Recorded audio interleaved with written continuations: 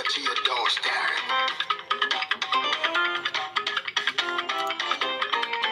Koikimedia, Koikimedia. Nothing more than last time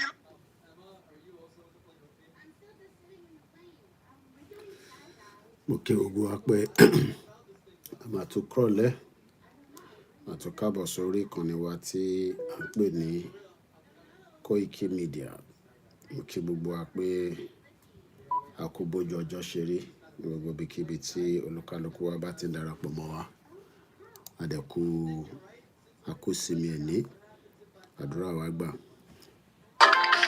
Koikimedia, we bring the work closer to your doorstep. Koikimedia.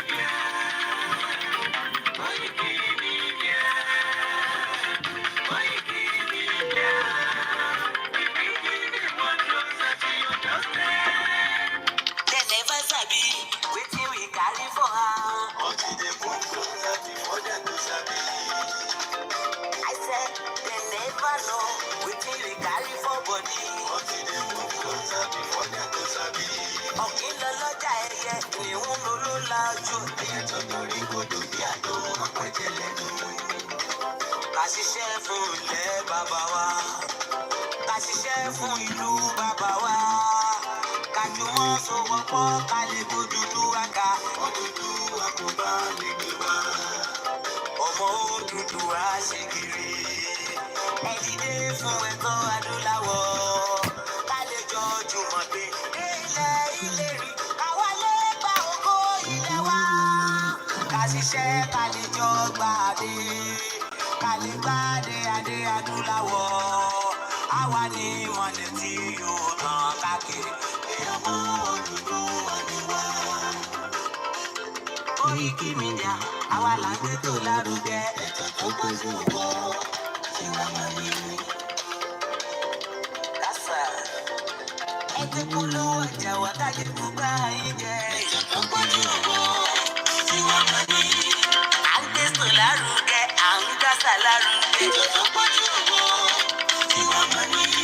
News and sports, Emarigo. Ọmọ Ìjẹ̀bú alárẹ̀mí ló ní kí n máa ké tata. Koikimedia, ọ̀rọ̀ lágbájú mọ̀ mi. Má bá ṣẹ̀rẹ̀ lọ. Ọmọ Yorùbá nìyẹn, ọmọ Yorùbá tata. À ń gbádùn rẹ̀, ọmọ Ìjẹ̀bú alárẹ̀mí. Ṣẹ́yìn lọ máa fi dìbò tẹ̀ mọ́lẹ̀ o. Ẹ̀yin lọ́mọ oníbò máa dé. Ẹ̀yin lọ́mọ oníbò máa wọ̀. Igbó máa wọ̀ sájòjì ò gbọ́dọ̀ wọ̀. Àjòjì tó bá wọ̀ bẹ́ẹ̀ á tẹ̀lẹ̀ ní bọ́ra. Ẹ̀yin lọ́mọ náwó òyìnbó tó dé. Ìgbà tó yìnbó dé o, òun náà dẹ́ tó pọ̀ sí o. Koikimedia, sáwa ni bàbá. Koikimedia, àwọn ni bàbá.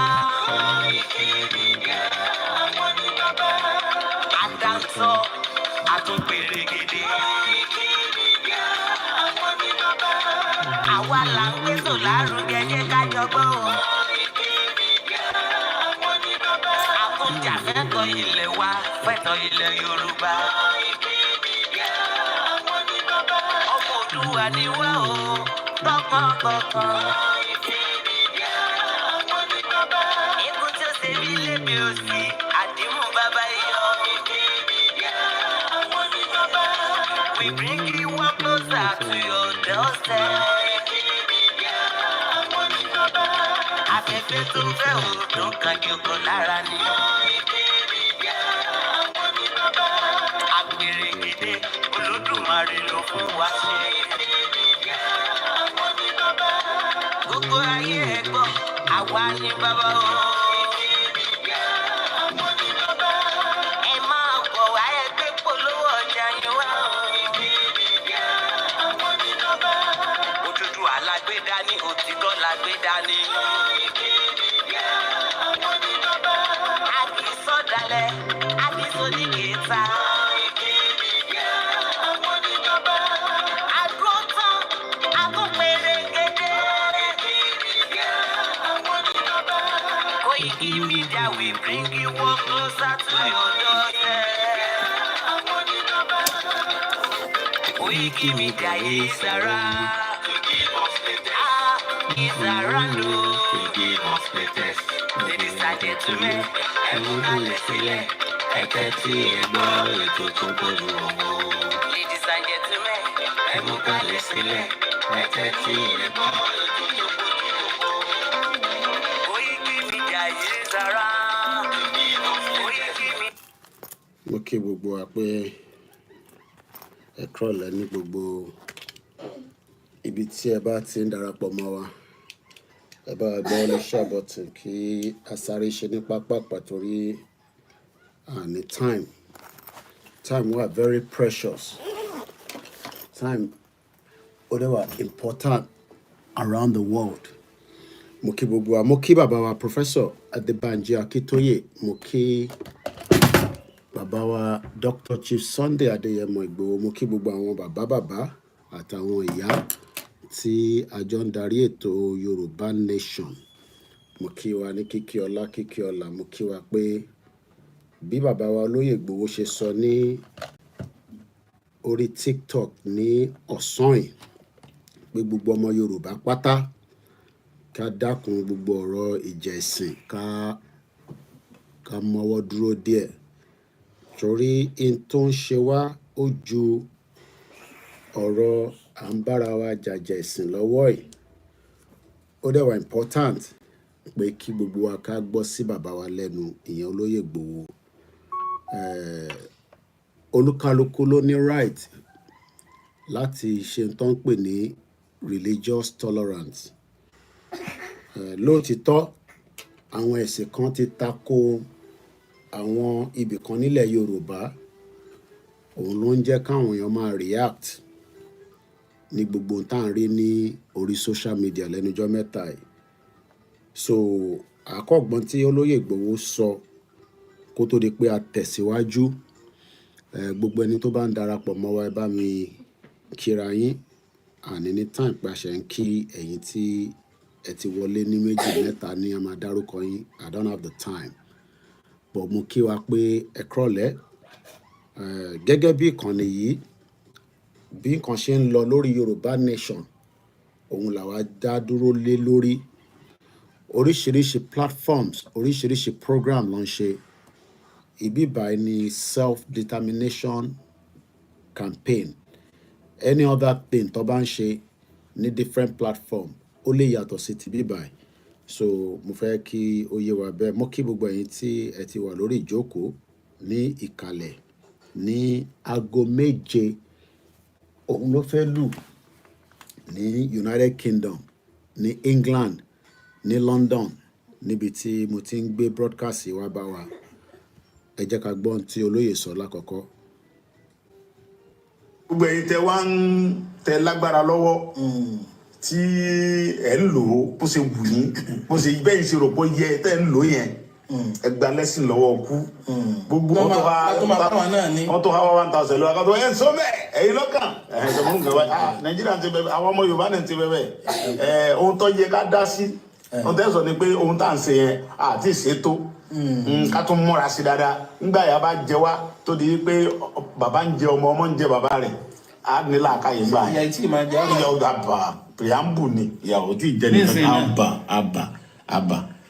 À ń sọ fún wọn ọgbẹ bàbá sọ kí bàbá yẹn tó kú. Bàbá ní tí Nàìjíríà ọba wọ̀ mọ́ ẹ pé ẹ jẹ́ kálukú ọmọ lọ́lọ́ ẹ ṣéjà ni.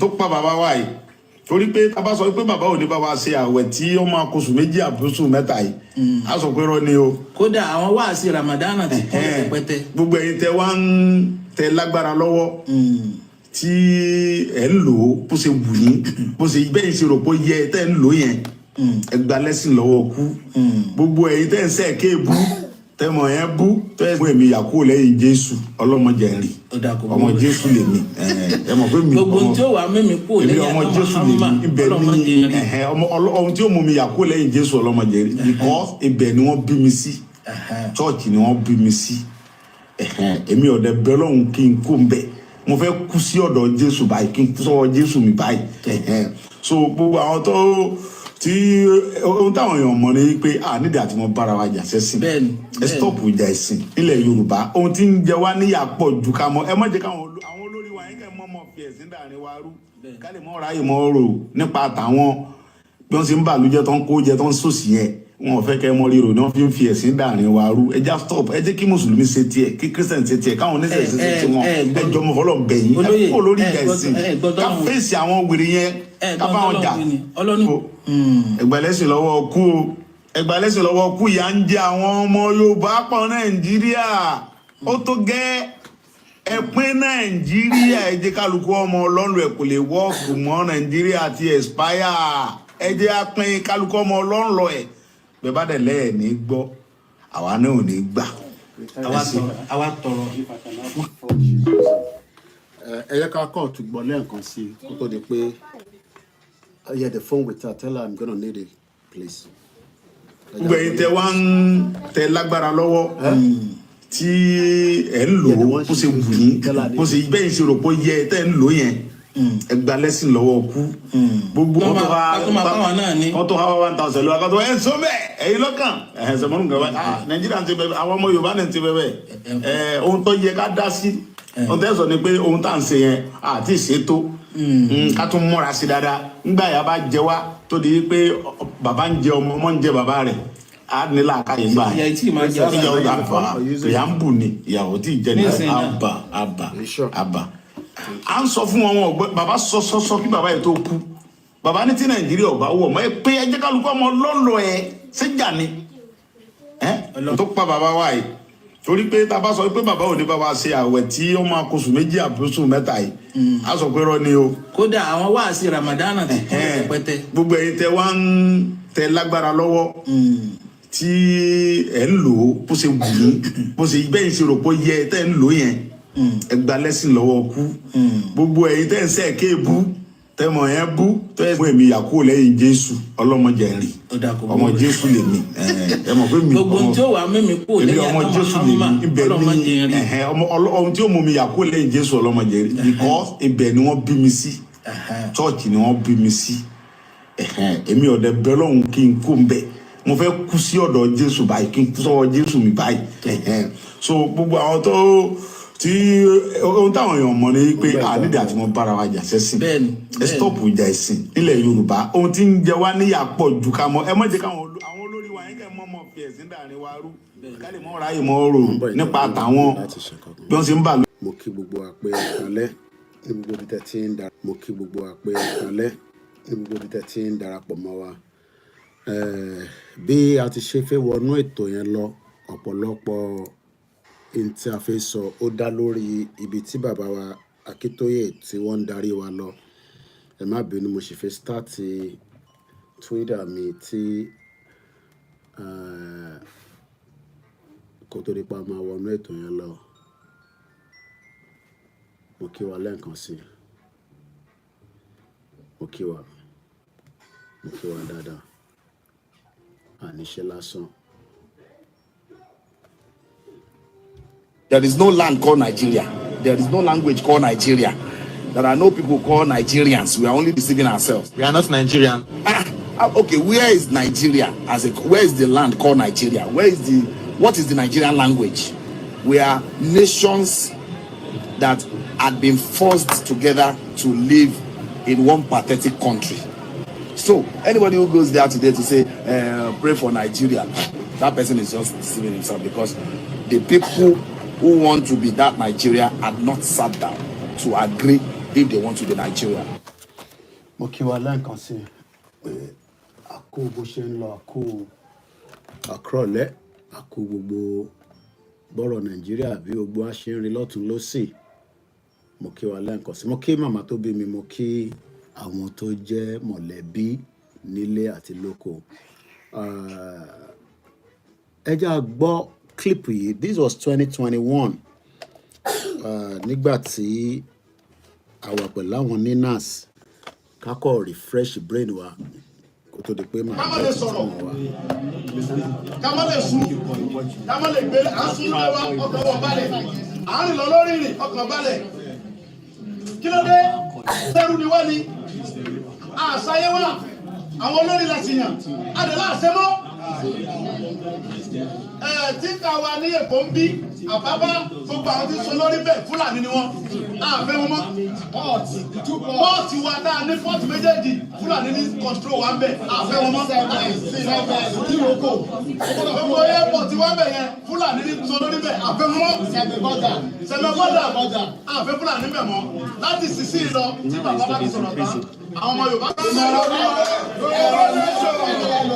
ìmọ̀ràn mi fún gbogbo ọmọ Yorùbá ilẹ̀ Haúsá ni wípé ilé ti tó lọ ẹ máa bọ̀ nílé o ẹ máa bọ̀ nílé o ẹ máa bọ̀ nílé o à ń gbà yín nímọ̀ràn ẹ máa gbogbo ọmọ Yorùbá ti bẹ nílẹ̀ Haúsá ẹ máa bọ̀ nílé ìyà tí ń jẹ wáyé ti tó o gbogbo àwa Yorùbá ẹ má jẹ́ abára wa jà ẹ jẹ́ àṣẹra wa lọ́kàn gbogbo àwa Yorùbá ẹ má jẹ́ abára wa jà ẹ jẹ́ àṣẹra wa lọ́kàn àsìkò ti tó ilé ti yá ẹ jẹ́ àṣẹra wa lọ́kàn ó sì jẹ́ àgbà. So a lot has changed since then, but the movement continue as we have not stopped the movement.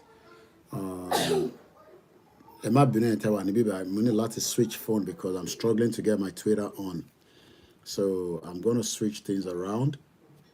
So my Twitter cannot log in on this phone and it's slowing us down. So we're going to switch things around. So I'm going to use the Facebook on this phone, then switch that one off. Mo kí gbogbo alẹ́ nǹkan sí. Quite a lot is happening around the world. And in as much as this platform is trying its best to keep us up to date, pẹ̀lú àwọn kan tó ń lọ káàkiri, ẹ má bínú àwọn ọmọ yìí ló ń gbọ́ TV ní background nígbà tá àìtí ní full operational studio tiwa.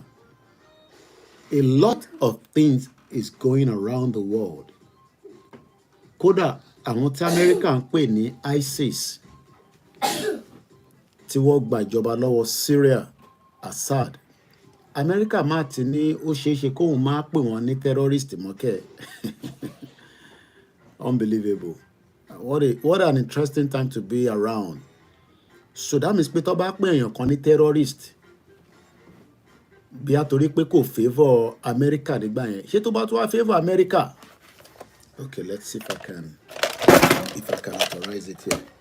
Ṣé that means pé America lè switch ohun kọ́ dẹ̀ accept pé àwọn táwọn pè ní terrorist yẹn wọ́n dẹ̀ ń ṣe terrorist mọ́. Ṣé rí pé the world is changing and it's changing very very fast. Kọ́lọ́n kó ṣàánú wa. So mo kí gbogbo alẹ́ nǹkan sí pé ẹ kúrọ̀lẹ́ ẹ káàbọ̀ sórí ìkànnì tí à ń pè ní Koikimedia. Mo fẹ́ kẹ́ wo àkọlé ètò tí mo gbé wá lálẹ́ yìí torí èmi wá béèrè ìbéèrè ni torí kò yé mi. Wọ́n dẹ̀ ní tó bá yéèyàn èèyàn gbọ́dọ̀ wá béèrè lọ́wọ́ yín ọ̀jọ̀gbọ́n torí ọ̀jọ̀gbọ́n ní gbogbo yín tí a jọ wà lórí ètò. Nǹkan kan ò yé mi ní o. Mo fẹ́ kí gbogbo wa ká jọ ká lọ wo topic. Tí o tẹ́ bá wo topic tí bá ń sọ̀rọ̀ lọ kò ní yé yín. So ẹ má bínú ẹ̀yin tẹ́ wà lórí YouTube because mo ń fẹ́ pé security pọ̀rọ̀pọ̀ lọ́dọ̀ tiwa níbí. Ṣé máa ní láti darapọ̀ mọ́ wa lórí in another few seconds. Ẹ má bínú sí mi because I need to be live on the X as well. So mo kí wa lẹ́ẹ̀kan sí o. Àkúrọ̀lẹ́ o. Àdẹ̀kù bó ṣe ń lọ. so many things are happening around the world. And the data was showing the by can keep you up to date with so many things that is happening. So let's just play one more thing and then we play the anthem and then we will officially start the program. There's not much I can do until I need data. I can download the video, you get to. So there's not much I can do to help you on that. I wish there's another way around, but I think the stage here. I just can't go to my prep. Wọ́n ní mi sí ìjọba mò ń lọ ń dá sí nǹkan tí ó kàn mí ṣùgbọ́n tó kàn mí mo dá sí torí pé ọmọ Yorùbá ni mí. Bí ìjọba bá wà tí ò sí ẹ̀tọ́ tó yẹ kó ṣe fún aráàlú tí wọ́n dìbò fún tó jẹ́ ìjọba lé lórí. Tí ìjọba bá wà tí ààbò bá sí fún aráàlú tó lóòsì ìjọba lé lórí aráàlú dìde fúnra ẹ̀.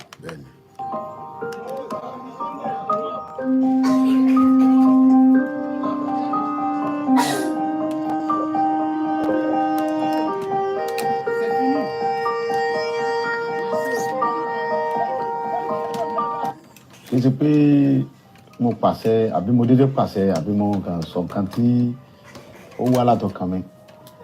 Nǹkan tó fa ọ̀rọ̀ yìí ni pé ẹni ìwé láti bí ijọ́ mélòó kan sìn bí ọ̀sẹ̀ bíi méjì sìn nípa ọ̀rọ̀ àwọn Fúlàní tó wà ní gbogbo Ìbàràpá. Ẹ wo dókítà wa Dr. Fatai PhD doctor ọmọ Yorùbá tó kàwé tó gboyè ó wá lọ sí lóyìnbó ní àìníye ọdún ó lọ ṣiṣẹ́ ó wá dé okòó dé ó wá lọ lu bàbá ẹ̀ ní gangan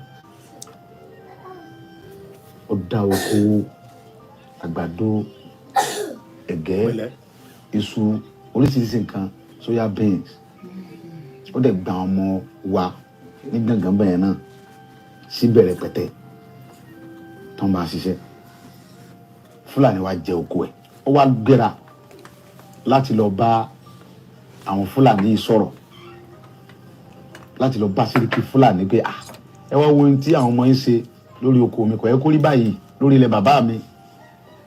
Wọ́n dẹ̀ dé lókun bẹ́ẹ̀ náà wọ́n dẹ̀ sàpà àìmọye yẹn bẹ́ẹ̀ tá a lè morúkọ wọn làwọn Fúlàní yìí bẹ́ lórí tí wọ́n pa wọ́n wọ́n jí àwọn kan gbé ẹni tí wọ́n bá gbowó tó kéré lọ́wọ́ rẹ̀ wọ́n gba 7 million wọ́n gba 10 million wọ́n gba 11 million lórí ilẹ̀ bàbá wa.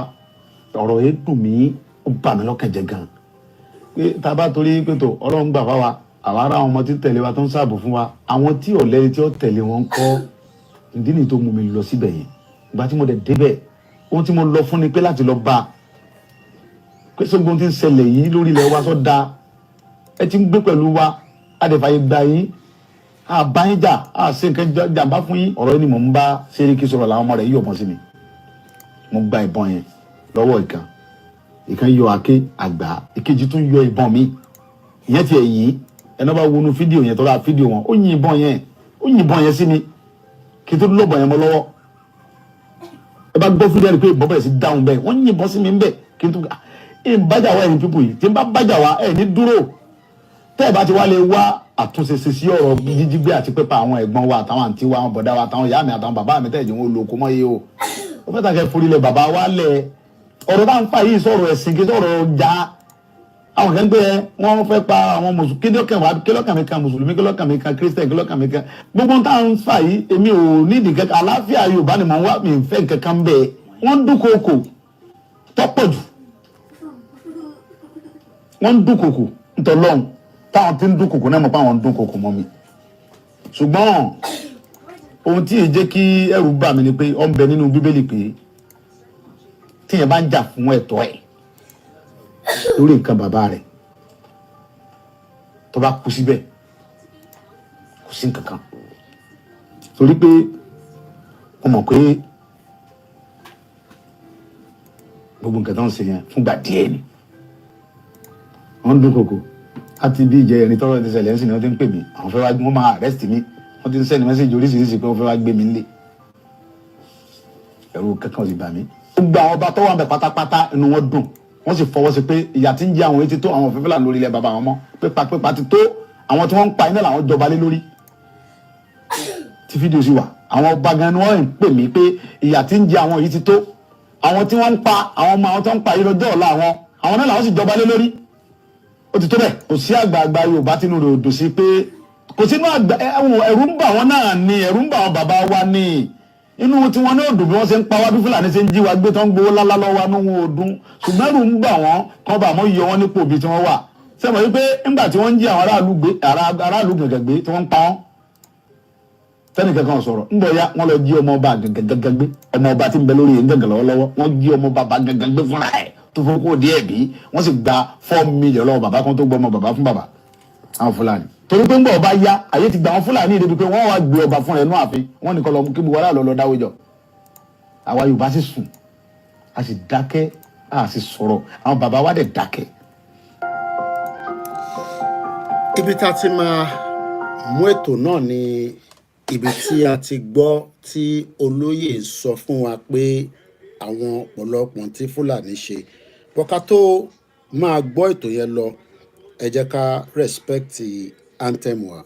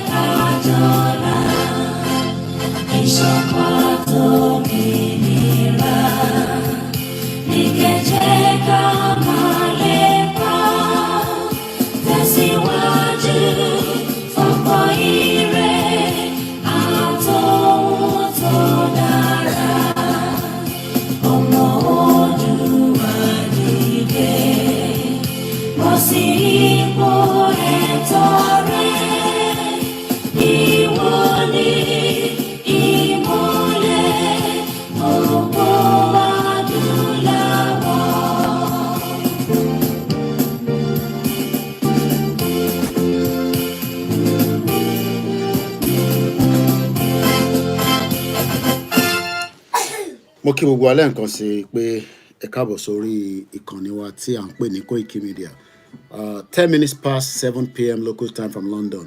Èdè Yorùbá la máa fi sọ̀pọ̀lọpọ̀ èdè ká fi ṣe torí pé ó ní ṣe pẹ̀lú kábíyèsí wa Ọọ̀ni of Ifẹ̀ Ọ̀jájá the second tí mo ṣí fìlà fún orí adé kọ́lọ́n jẹ́ kí a rí kábíyèsí pẹ́ kọ́lọ́n jẹ́ kó pẹ́ fún wa kí bàtà pẹ́ lẹ́sẹ̀ kí ìrùkẹ̀rẹ̀ kó gbó bóyá bí wọ́n ṣe ń sọ nílẹ̀ Yorùbá.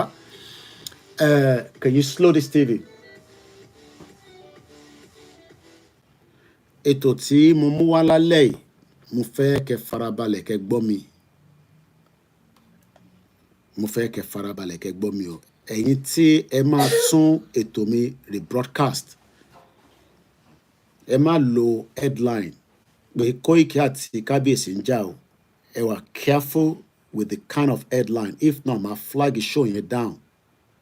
I am not here láti wá bá kábíyèsí jà o. So ẹ wà very, very careful. This particular topic tí mo mú wá is a very sensitive topic.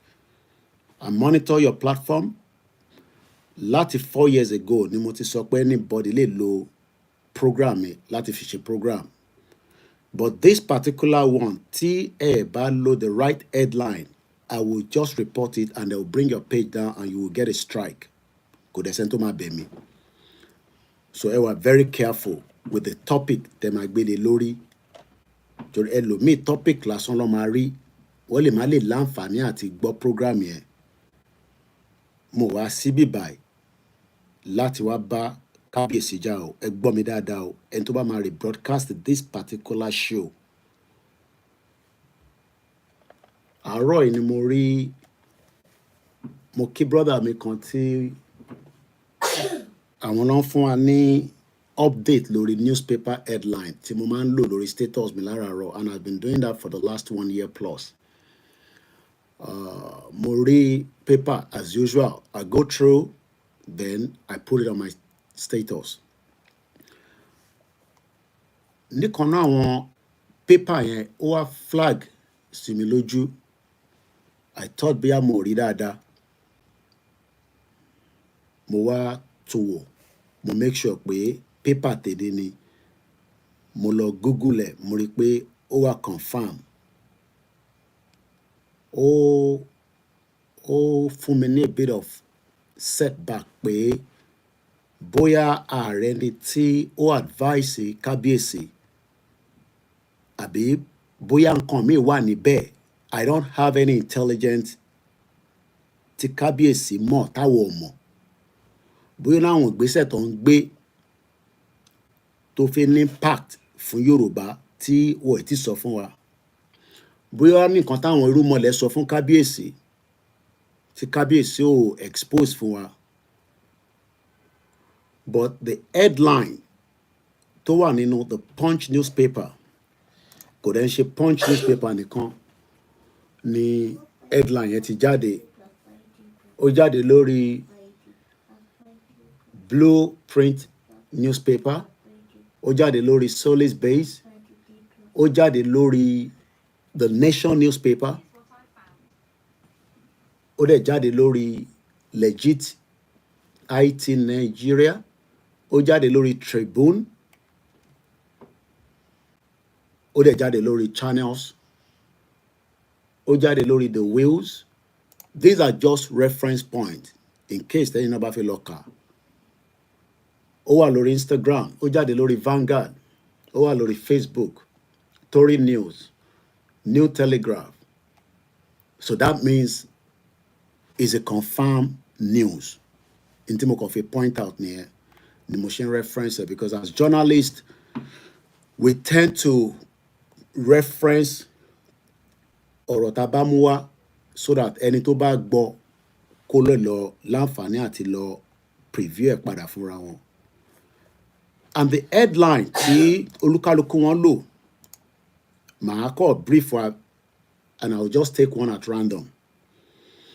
According to the Vanguard, Ooni of Ife visit Buhari. That is the headline. Lórí the Punch newspaper, Buhari did his best as president, says Ooni of Ife. Lórí the Nation newspaper, Buhari is 30 years younger than his age, says Ooni of Ife.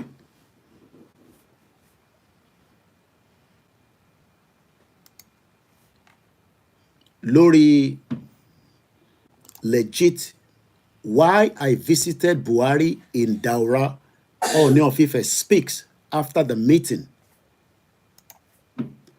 Lórí the Channels, Ooni of Ife visit Buhari in Katsina. So òun lẹ ti gbọ́ yẹn pé kábíyèsí láǹfààní àti gbéra ní palace nílé Ifẹ̀.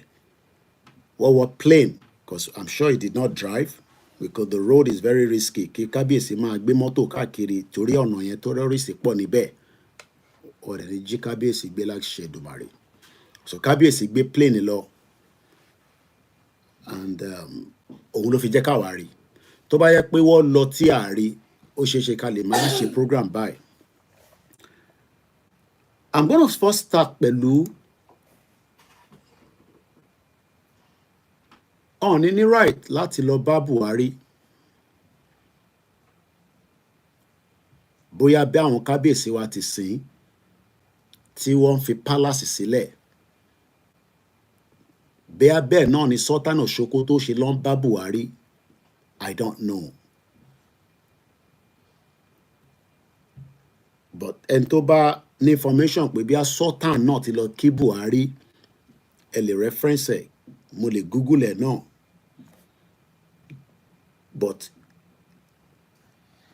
èyí tó lè mú kábíyèsí kúrò nílẹ̀ Yorùbá pé wọ́n lọ bá Buhari bóyá nǹkan míì wà ní behind táwọn wà aware of bóyá ó ti ń dé stage pé Nàìjíríà fi pín bóyá wọ́n kọ̀ lọ kí bóyá wọ́n kọ̀ náwọn nǹkan kan tó fi pass sí. I don't have those information.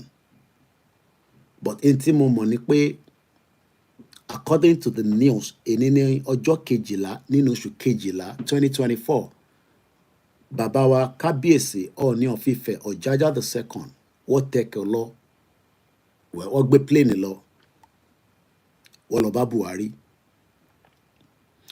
ntọ́ bá Buhari sọ àdébẹ̀ but ẹ jẹ́ ká kọ́kọ́ rìmáìndì kábíyèsí bóyá wọ́n lè máa wà wẹ́ẹ̀ pé Buhari tí àwọn lọ báyìí gẹ́gẹ́ bí a ṣe mọ̀ nínú àwọn nǹkan tí a ti fi ṣe program lọ́pọ̀lọpọ̀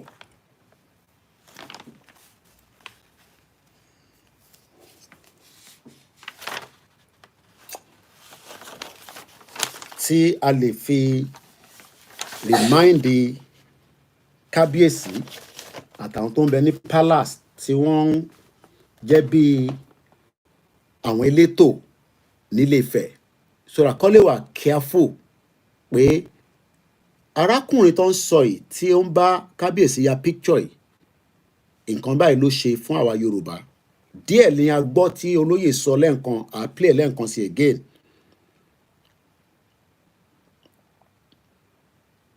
ẹ jẹ́ ká mú láti bíbà èdè Gẹ̀ẹ́sì la máa fi ka ilé yọ a lè ka lédè òyìnbó.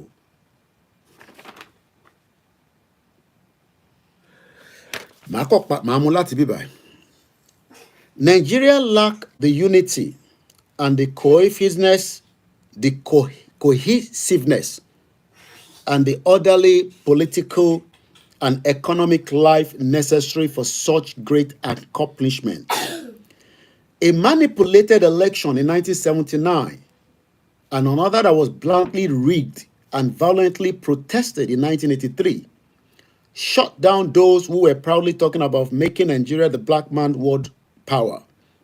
There was another military coup in December 1983, Buhari, led by another northern military officer, Buhari. From then on, rather than grow in prosperity and power, Nigeria entered into a process of truculent Fulani grabbing of control, of unrelented centralization of political power, resources control, and development management, and the most rabid culture of public corruption in the world. So, kí n kàn ṣàlàyé bẹ̀yẹn díẹ̀, kò ń ṣe pé Tinubu bí bàbá ṣe sọ ló start corruption nínú Nigeria. Corruption ti exist nínú Nigeria for a very long time. And now the more tí gbogbo ọ̀rọ̀ corruption yẹn tó ti erupt.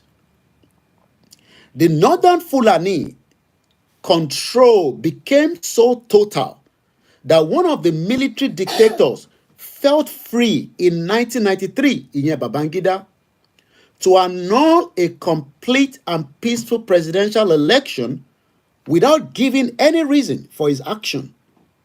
And another felt free to arrest and imprison the winner, ìyẹn Abacha, to arrest the late MK Abiola tó fi di pé condoleezza tó di ọ̀rọ̀ wọ́n mutí kó tó di pé ẹ̀mí jábọ́ lára MK Abiola. And then to institute a murderous reign of terror to stop popular reaction, and yet another unilaterally imposed a constitution on Nigeria by decree in 1999. So, mẹ́rin ni wọ́n, Buhari ní 1983, Babangida ní 1993, Abacha nígbà tí yẹn mú Abiola kúrò lọ́nà, Gowon lára àwọn tí wọ́n pètò military decree 1999 constitution tó ń lò lọ́wọ́lọ́wọ́ tó ń sọ pé àwọn amend. The Nigerian culture of impunity and public corruption has grown so mighty since then that it has earned Nigeria year after year the assessment as the most corrupt country in the world. Since 2018, Nigeria has been classified as the #1 of extreme poverty in the world. The succeeding northern military dictator from 1985 to 1999, serving the purpose of centralization and of Fulani control of power and resources, ran down their system irremediably. In spite of Nigerians' hundreds of nationalities, Nigeria lost federalist direction and became simply a country under complete control of the central government, firmly controlled by mostly illiterate Fulani nationality. Right now, it is not so because Tinubu are in power. So, if we're talking about this, nígbà tí Buhari wà ní power àti àwọn tó wà before Buhari kó tó di pé Tinubu gbàjọba ní 2023. Nigerian central government became an instrument for managing not Nigeria's development, but for managing Nigeria's titanic and complex culture of public corruption. In the end, the Nigerian Fulani political elite, intoxicated by all this great success of theirs in the politics of Nigeria, and by continued covert British support, embark on a pre-modern and primitive ambition to employ violence to conquer all the other nations of Nigeria and turn their homeland into a large Fulani homeland. The outside world lack an understanding of this bizarre political turn in Nigeria. Àwọn tó wà níta tó jẹ́ àgbáyé, wọn ní understanding in tó ń lọ nínú Nigeria. Ṣe làwọn rò pé bóyá climate change táwọn tí wọ́n ní màálù tí wọ́n rí omi ní gbogbo ọ̀nà Sahel, ìyẹn ló ń jẹ́ kó máa wá sísàlẹ̀ ní southwest wá sínú Nigeria lọ́dọ̀ tiwa. Torí pé in tí wọ́n sọ fún wọn lágbàáyé nìyẹn, especially tó bá ń conveal in different conference and meetings around the world. The outside world, lacking an understanding of this bizarre political turn in Nigeria, wrongly saw it as a development arising simply from climate change, from the coming of the prolonged drought in the West African Sahel and Sudan from the 90s. The consequent veering of Fulani cattle herders southward into the forest territories in search of grass for their cattle, and therefore intensify conflict between farmers and cattle herders in Nigeria. But that is not the true explanation for what has been happening in Nigeria. Ìyẹn kì í ṣe òkodo ọ̀rọ̀ tó ń lọ nínú Nigeria until nígbà tá bẹ̀rẹ̀ sí ń jáde táwa ń fún wọn ní in tó ń lọ gangan under the leadership of Professor Adebanjo Akintoye. The drought did force cattle herders to veer south in all countries of West Africa. Ṣèbí wọ́n ní right láti lọ sí gbogbo other West African country. Kí ló wá jẹ́ tó jẹ́ pé ọ̀dọ̀ tiwa ni wọ́n fẹ́ stable sí, tó fẹ́ jókòó sí, tó náà wọ́n lọ́mọ. What happened in Nigeria is that, to repeat, the small Fulani political elite, enormously emboldened by their great success in the politics of Nigeria and by continued British covert support, decided to turn the masses of distressed Fulani cattle herders into a mass army for conquering the homeland of all these peoples. Of Nigeria for a Fulani homeland. In tó ń ṣàlàyé fún wa níbẹ̀ yẹn, òun ni pé àwọn tó jẹ́ political class àwọn Fulani, people like Ganduje, ọ̀pọ̀lọpọ̀ àwọn tí wọ́n jẹ́ àwọn adarí wọn tí wọ́n wà into the politics, they were been making distress call. Wọ́n ń pè níta, wọ́n ń pè àwọn tí wọ́n ń bẹ níta lórí ìkànnì Koikimedia ọjọ́ 12 oṣù 12 ọdún 2024. Wọ́n ń pè àwọn Fulani tó ń bẹ ní gbogbo African countries àti gbogbo ibikíbi tó bá wà pé àwọn nídìí ìrànlọ́wọ́ wọn, àwọn nídìí wọn kọ́ wá fọwọ́ kún àwọn tó ti wà nínú ilé láti lè jàjàǹgbara, láti lè gba ilẹ̀ wa kúrò lọ́wọ́ wa. Ó wá sì ń yà mí lẹ́nu bóyá wọ́n brief kábíyèsí dáadáa, ìyẹn bàbá wa Ọọ̀ni of Ifẹ̀ tí wọ́n lọ sí Katsina tó lọ bá Buhari. Now ẹ jẹ́ ká wá bẹ̀rẹ̀ sí í gbọ́ èyí tí bàbá wa Professor Adébánjí Akíntóyè sọ lórí ọ̀rọ̀ Buhari, torí Buhari tí kábíyèsí Ọọ̀ni of Ifẹ̀ Ọ̀jájá II Adéwuyì Ògúnlẹ̀sì tí wọ́n lọ sí tó lọ sí Katsina tó lọ bá Buhari, tí wọ́n dẹ̀ ń sọ fún gbogbo ọmọ Yorùbá nílé àti níta pé Buhari ó ṣe the best. Ṣé kábíyèsí ń sọ fún wa nísìn pé pípa èèyàn tí Buhari gbé kalẹ̀, pípe gbogbo Fúlàní tó ń bẹ lágbàáyé pé kó máa bọ̀ nílẹ̀ Yorùbá, ṣé ara the best náà nìyẹn? Èmi ń béèrè ni o, torí kò yé mi.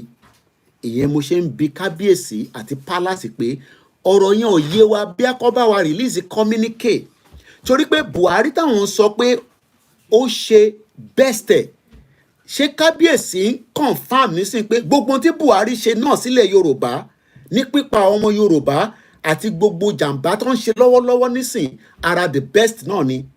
Ìyẹn ni kò yé mi o, ni mo ṣe gbé ètò yìí jáde pé kéèyàn jọ gbọ́n kájọ wò ó, kájọ gbé yẹ̀ wò, nítorí pé ọ̀rọ̀ yìí ó ní bákan nínú tèmi. Ẹ jẹ́ ká wá gbọ́n tí bàbá wa Professor Bánjí Akíntóyè sọ nípa Buhari tí kábíyèsí lọ bá, ìyẹn ní Katsina, ìyẹn lé ní ọjọ́ 12 oṣù kọkànlá. Bóyá kábíyèsí bóyá wọ́n gbọ́ pé Buhari wà lára àwọn tí àbóhùn gangan ló gbé ìgbésẹ̀ pé kó pa olóyè Ìgbòho sílé, wọ́n máa pa òkú méjì. Bóyá kábíyèsí bí àwọ̀ brief kábíyèsí pé ìṣẹ̀lẹ̀ tó ṣẹlẹ̀ ní July 2nd 2021 ní Soka ní ìlú Ìbàdàn, ọmọ Yorùbá, akíkanjú ọmọ Yorùbá ni wọ́n fẹ́ pa ní Soka nínú ilé olóyè Ìgbòho. Wọ́n rí olóyè pa lóòótọ́, àmọ́ wọ́n mú ẹ̀mí méjì lọ, wọ́n dẹ̀ ṣe jàǹbá fún ọ̀pọ̀lọpọ̀ àwọn tó kó lọ náà. Now ẹ jẹ́ ká padà sínú tí bàbá sọ nínú ètò tá à ń bá lọ yìí. As soon as a Fulani leader, ìyẹn tí kábíyèsí ń sọ nísìnyí pé Buhari did his best, as the Fulani leader tí Tinubu lọ mú wá tó sọ pé èmi ló kàn, àmọ́ Buhari ó ṣèkíní ó lulẹ̀, ó ṣèkejì ó lulẹ̀, ó ṣèkẹta wá lulẹ̀, nígbà tó wá dìkẹrin ló ń pè pé bọ́ ṣe ń ṣe politics kọ́ lẹ́yìn ṣe ń ṣe yẹn. Jẹ́ kémi bá àwọn ọmọ Yorùbá sọ̀rọ̀, káwọn ọmọ Yorùbá accept ẹ gẹ́gẹ́ bí ẹni tó ti change, tí kò kí ń ṣe Fúlàní mọ́, débi pé tó bá ti kó agbádá wọ̀ tó dé fìlà tí a gbé ẹ síta, ṣínú ọmọ Yorùbá máa dùn. Bóyá ìyẹn náà ni kábíyèsí náà ṣe tẹkọ̀ lọ sí Katsina láti lọ bá Buhari. But ta ni Buhari gangan? Ẹja gbọ́ tí bàbá Akíntóyè sọ níbí báyìí. As soon as a Fulani leader, Muhammadu Buhari, was elected as the president of Nigeria in 2015, Buhari, the Fulani seriously commenced their plan to conquer the whole of Nigeria. Arákùnrin náà ni kábíyèsí tiwa nílẹ̀ Yorùbá tiwa, ni wọ́n sọ fún wa pé Buhari did his best. Ọ̀rọ̀ yẹn ò yé mi o. For the next 8 years, ní ọdún mẹ́jọ tí Buhari ṣe as a president of the Federal Republic of Nigeria, ó ṣe jàǹbá tó pọ̀. Ẹja wo àwọn jàǹbá tó ṣe lọ.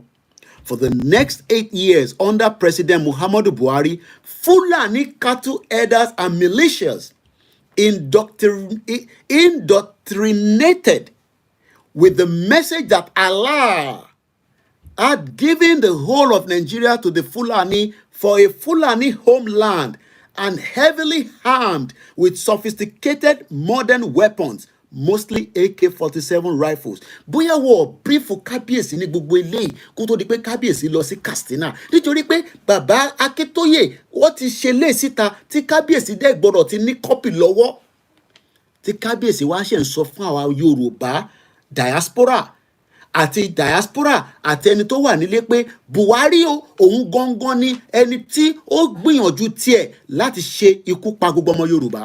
Kódà àwa tó kù tí kò rí pa, tó bá possible gan, wọ́n sì ní àǹfààní pé wọ́n fẹ́ ṣekú para wọn. Ọ̀rọ̀ yìí ó gbọ́ mi lórí, ọ̀rọ̀ tó ń dùnyàn lọ́kàn ní là ń sọ yìí o, torí pé kò yé mi látàárọ̀, mo wà confused látàárọ̀ torí kò yé mi rárá, torí pé tí kábíyèsí ń lo Buhari did his best, ṣé tó bá jẹ́ pé Buhari bá pa olóyè Ìgbòho náà, bí kábíyèsí ṣe máa ń do the best náà nìyẹn, àbí torí pé kò rí olóyè pa lọ́ ṣe ń sọ àwọn 29. Ẹ jẹ́ ká kà ìtókù tán. Bàbá wa sọ fún wa pé ìgbà tí Buhari débẹ̀ gangan ni wọ́n ṣe wá establish the Fulanization agenda tí gbogbo èèyàn dẹ̀ rí lójú, àwọn tó rí, àwọn expert rí, àwọn tó dẹ̀ support Buhari bíi àwọn Ọlákúnlé, Ọláwùnmí, àwọn yẹn sọ pé nígbà tí Buhari nígbà tó fẹ́ fi jẹ́gbọ́n àwọn làwọn lọ sí Amẹ́ríkà, gbogbo ẹ̀ láti gbọ́, àní láti tó ẹ̀ máa play video yẹn, wọ́n náà àwọn làwọn lọ sí Amẹ́ríkà, àwọn làwọn sọ fún FBI pé ẹ jẹ́ kí Buhari ṣe, ó ti change èèyàn dáadáa ni. Buhari náà ni kábíyèsí wa lọ bá ní Katsina pé Buhari èèyàn dáadáa ni. Oda. They spread out all over the south and the middle belt. Ikú pọ̀ rẹpẹtẹ tá lè máa sọ, wọ́n pa àwọn kábíyèsí kọ̀ọ̀kan. Àbẹ́ ti gbàgbé ọba Ifọ̀n, wọ́n pa àwọn kábíyèsí mélòó, wọ́n lọ sí Oǹdó, ní Ọ̀wọ̀, ní gbogbo oríṣiríṣi ọ̀nà. Ìyẹn àwọn tí kábíyèsí ń sọ fún wa nísìnyí pé èèyàn dáadáa ni Fúlàní Buhari. So Fúlàní Buhari yẹn bí ó yàtọ̀ sáwọn tó wà nínú igbó tó ń pààyàn. Spread out all over the south and the middle belt of Nigeria. Destroying or burning farms. What destroy? Farmstead. Mo tán pè farmstead. Bí yàn bá ṣoko tán, gbogbo àwọn nǹkan tó ká nínú oko yẹn, wá kó síbì kan, wá débẹ̀, wá fún màálù wọn jẹ, wá ṣoríṣiríṣi. And villages. Uprooting and destroying root crops. Gbogbo iṣu tó bá gbé sílẹ̀, wá gé, wá fún àwọn màálù wọn jẹ. Burning tree crops. Killing farmers and farmers. And killing women. Wọ́n pa ọ̀pọ̀lọpọ̀ àwọn màmá. Killing children. Wọ́n pa ọ̀pọ̀lọpọ̀ ọmọ tó ń lọ sí iléèwé, tó ń lọ sí school. Kidnapping countless people. Tí ẹlòmíì wà nínú àhámọ́ ọba ẹ̀, àfi kélédùmarè kó yọ. Eléyìí ni kábíyèsí wá lọ sí Katsina, wọ́n wá ń sọ fún gbogbo ọmọ Yorùbá pé Buhari did his best. So gbogbo eléyìí náà ara best tí Buhari ṣe náà nìyẹn, torí pé Buhari ló wà lórí oyè for 8 years. Fún ọdún 8 ni Buhari fi wà lórí oyè ní gbogbo jàǹbá yìí ṣẹlẹ̀ nílẹ̀ Yorùbá. Kábíyèsí dẹ̀ jẹ́ kó yé wa nísìn pé ó try, kódà ṣèbí wọ ìtẹ́ tí ì ṣe tán, wọ́n sì ń ṣiṣẹ́ lọ lọ́wọ́lọ́wọ́. Ọ̀rọ̀ yẹn ó le díẹ̀ o. Ẹ jẹ́ ká continue. President Buhari administration never said a word against this Fulani outrage. Kò lè sọ̀rọ̀ because wọ́n ní nígbà Lamadesina Buhari wá sí Ìbàdàn, kò lọ sọ́dọ̀ Olúbàdàn, ó lọ straight sọ́dọ̀ governor. Ó ní àwọn Fúlàní tẹ́ ń ṣe jàǹbá fún yẹn, ó ní kẹ́ ṣọ́ra, kẹ́ yé ṣe bẹ́ẹ̀. The same Buhari ni bàbá wa kábíyèsí wá ń sọ fún gbogbo ọmọ Yorùbá àtàwọn Nigerians pé ẹ jẹ́ ká tẹ̀ ka díẹ̀ nínú nǹkan tí kábíyèsí sọ nígbà tó lọ sí Katsina. The Ooni of Ife, Ọba Adéyẹyè Ògúnwùsì, on Thursday tèní 12/12/2024, commend former President Muhammadu Buhari for his effort bí Fúlàní ṣe ń pa wá, tó ń gé wa lórí, tó ṣe gbogbo oríṣiríṣi jàǹbá during his tenure as the President of Nigeria. Ṣé rí pọ́rọ̀ yẹn le díẹ̀? Mo bẹ̀ gbogbo ẹ̀yin tẹ́ máa gbé broadcast yìí, mo wá bá kábíyèsí jà o, ẹ má ṣì mí gbọ́ lálẹ́ yìí o. Mo kàn wá béèrè pé ṣé gbogbo tí Buhari ṣe táwa rí yìí náà ara tí kábíyèsí sọ pé the best ni? Má gbé program yìí kò ní Koiki àti Ilé Ifẹ̀ ń jà o. Ẹ gbọ́ mi dáadáa, máa flag show yẹn ni o. So I am saying it now. Èmi àti kábíyèsí a ní wàhálà kankan o. Journalist ni mí, in tí kábíyèsí sọ èmi náà wá gbé wá, mo wá fi ń wo ìtí bàbá Akíntóyè sọ, mo wá ń try láti level ẹ̀, mo wá ń present ẹ̀ ni o. ẹ jẹ́ ká continue. In a statement that was shared, that means pé statement jáde lẹ́yìn ìgbà tí kábíyèsí ṣe gbogbo tó ṣe tán lọ́hùn, wọ́n release a statement. The monarch, ìyẹn the Ooni of Ife, Ọba Adéyẹyè Ògúnwùsì ti Ilé-Ifẹ̀, kò pé méjì, ti Ilé-Ifẹ̀ kò pé méjì, ẹyọkan yẹn náà ni.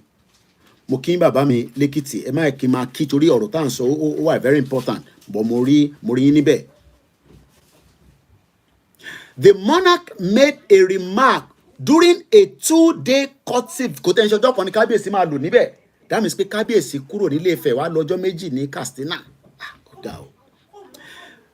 Remarks during a 2-day courtship visit to the former president at his country home in Daura, Katsina. Ṣé Buhari ti wá kí kábíyèsí lẹ́yìn ìgbà tó kúrò lórí oyè? Èmi ò mọ̀. Ṣé Sultan of Sokoto ti lọ kí Buhari? Ẹ jọ̀ọ́ ẹ bá ń fi sínú comment section. Ẹ̀yin tẹ́ bá bí ẹ rí fídíò yẹn tẹ́mi ò rí. Ṣé Sultan of Sokoto ti lọ kí Buhari lẹ́yìn ìgbà tí Buhari ṣe tán ní orí oyè ní 2023?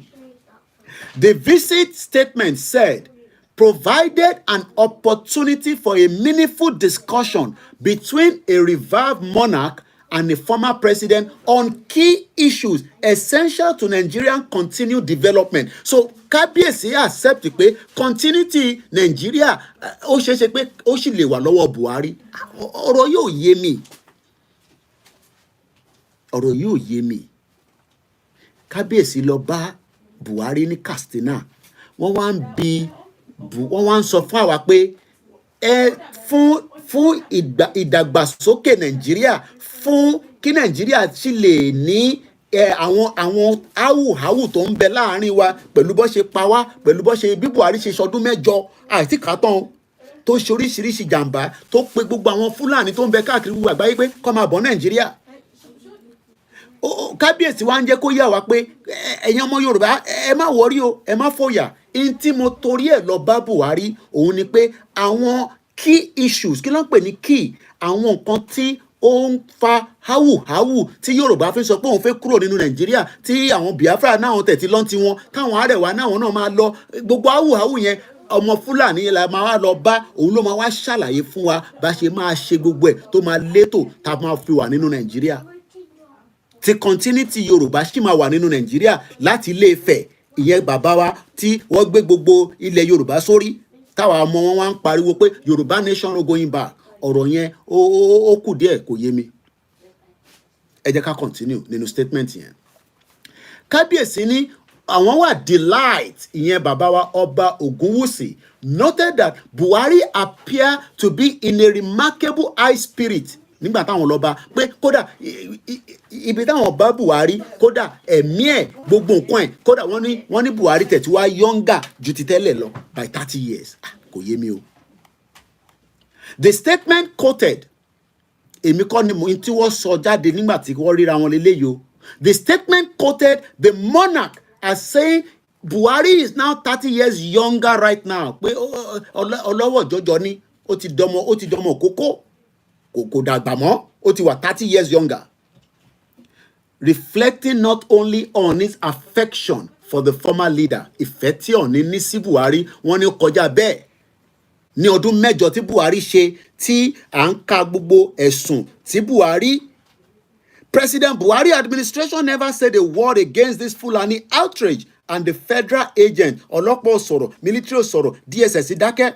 Mostly ignore the widespread of agony and death.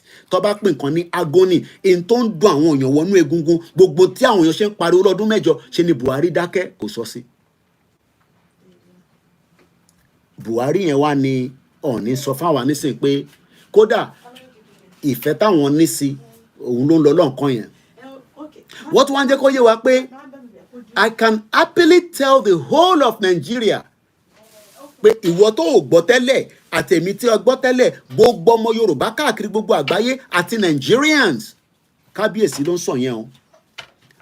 I can happily tell the whole of Nigeria that he is living a super well. Pé Buhari àlàáfíà ló wà. Ṣé àwa náà ti rí pé Buhari ò wá sí London? Ṣé mọ̀ pé nígbà tí Buhari wà lórí oyè, ṣe ló ń wá London léraléra ló wá ń gbà tọ́jú. Ṣé rí pé Buhari ò wá London mọ́ nísìn? Kábíyèsí ti confirm pé ara Buhari ó le koko bí ọ̀tá ni. pé kò sí nǹkan kan tó ń ṣe Buhari rárá, pé kódà Buhari táwọn rí yìí o, kódà ẹlẹ́jẹ̀ tútù ni, ó dàbí ọmọ 30 years old, kódà àwọn bá ní àlàáfíà ni, kódà wọ́n lo is living a super well, ó gbọ́dọ̀ máa gbé ní super well. Ẹ jẹ́ ká continue. He looks remarkably younger than his age, and God has truly blessed him with a renewed good health. Kábíyèsí ní Ọlọ́run ti ṣe àlàáfíà, ṣé àrí pé gbogbo àdúrà àwọn ti gbà lórí Buhari kò wá gbà tọ́jú mọ́ ní London lẹ́yìn ìgbà tó ti kúrò lórí oyè. Wọ́n ní Buhari ò ní láti lọ sí London mọ́, láti wá sí UK láti wá gba any kind of treatment.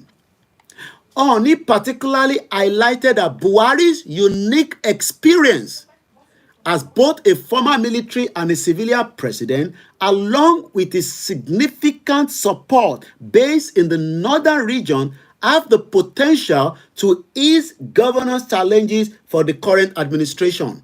Now, in tí Kábíyèsí ń ṣàlàyé níbẹ̀ ni pé ọpọlọ tó ń bẹ lórí Buhari gẹ́gẹ́ bí ẹni tó ti ṣe ìjọba alágbádá rí àti ìjọba àwọn ológun, wọ́n ní ó ní ọ̀pọ̀lọpọ̀ iṣẹ́ tó fi ṣe ní northern region. Wọ́n ní kódà ó lè fi ṣe ìrànlọ́wọ́ fún ìyẹn President Bola Ahmed Tinubu tó wà lórí oyè lọ́wọ́lọ́wọ́ nísìn. Speaking further, láti tẹ̀síwájú, Ooni underscore Buhari's stature as an elder statesman, highlighting his humility and approachable leadership style. Pé Buhari ní humility. Pé humility Buhari, kódà tẹ bá forí sí lẹ́nu báyìí, tẹ bá máa dé níjọ́ kẹta, ẹ bọ́ mi yẹn níbẹ̀.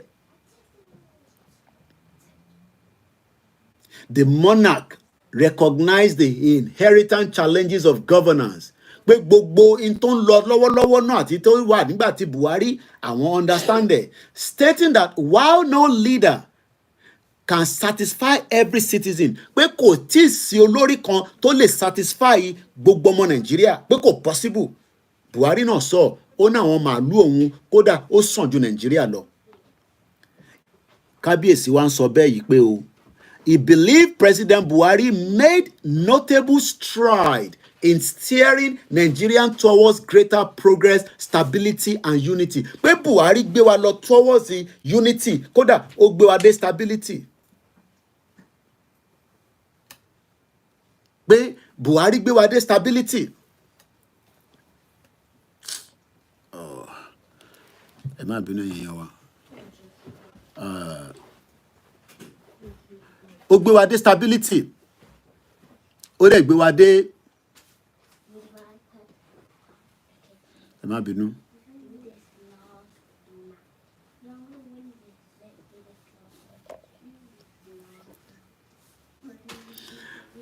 Ó gbé wa dé stability. Kódà Buhari fún wa ní unity. Kódà Buhari ó make progress tó pọ̀. But there was a lot of progress tí Buhari ṣe. I'm confused. Kò yé mi o. Orí ń fọ́ mi látàárọ̀. Gbogbo tí mo kà yìí nígbà tèmi kà ṣe lórí yẹn fọ́ mi kàkàkà torí kò yé mi. Torí mò ń try láti wo níbo ni stability yẹn ti jáde, níbo ni progress ti jáde, níbo ni unity ti jáde. Ìyẹn Kábíyèsí ló ń sọ báyìí o ní ọjọ́ méjì tó lọ sí Buhari. Èmi mọ̀ bí àná lọ débẹ̀ ni o, bí ẹni lọ débẹ̀ ni o, but èní ni statement yìí jáde. He paid tribute to Buhari's diligent effort during his presidency, saying he did his very best as Nigerian president, guiding the nation on his path. Kábíyèsí Ọọ̀ni of Ifẹ̀ ń sọ fún gbogbo ọmọ Yorùbá, tí ọmọ Yorùbá lèmi ń bá sọ̀rọ̀ lọ́wọ́lọ́wọ́ nísìn, pé Buhari tá rí yẹn kódà ó gbìyànjú tiẹ̀ tó ń ṣe kékeré, kódà wọ́n ní Buhari ṣe gbogbo, ó ṣe bẹ́ẹ̀bẹ́, kò sí tó ṣe tán. Wọ́n ló ṣe ọ̀pọ̀lọpọ̀ iṣẹ́. Wọ́n ní kódà ó darí Nàìjíríà débi pé tá bá ń wo Nàìjíríà báyìí, kódà ó ní máa sọ pé ó fẹ́ kúrò ní Nàìjíríà torí pé Buhari ṣiṣẹ́ lẹ̀ fún Tinubu tí Tinubu náà ń tò lọ́wọ́lọ́wọ́ báyìí. The statement partly read, "This meeting was not just a casual encounter, but a significant diplomatic engagement underscoring the need for dialogue between leaders across the country. Ọjọ́ kọ̀ọ̀kan la máa fi ṣe program yìí because I'm not going to stay long on this program. But in tí kábíyèsí ń sọ níbí báyìí ni pé kò ń ṣe casual làwọn lọ bá Buhari o on a diplomatic mission. Mo wá ń béèrè pé ta ló rán kábíyèsí níṣẹ́? Ṣé UK ni wọ́n ti gbé kábíyèsí dìde? Àbí President Bola Ahmed Tinubu ló gbé kábíyèsí dìde? Àbí kábíyèsí ló gbé rẹ̀ dìde? Àbí àwọn onílẹ̀ ló gbé kábíyèsí dìde lọ sí Katsina? Ẹ bá mi fi sínú comment section. Wọ́n ní this meeting was not just a casual encounter, but a significant diplomatic engagement underscoring the need for dialogue between leaders across the country. Pé àti bàbá Akíntóyè tó náà fẹ́ kúrò ní Nàìjíríà, bàbá Akíntóyè má kúrò ní Nàìjíríà, wá dialogue pẹ̀lú Buhari.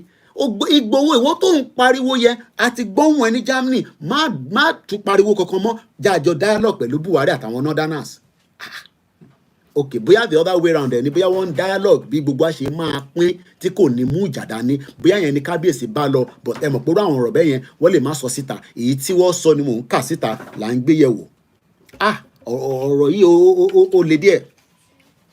This historic meeting, historic kìíní lóòótọ́ because àwọn náà ti ń sọ̀rọ̀ lórí báyìí, is an historic meeting tí àwọn tí wọ́n ń bọ̀ ní in the next 1,000 of years wọ́n gbọ́dọ̀ gbọ́n tá a sọ lénìí.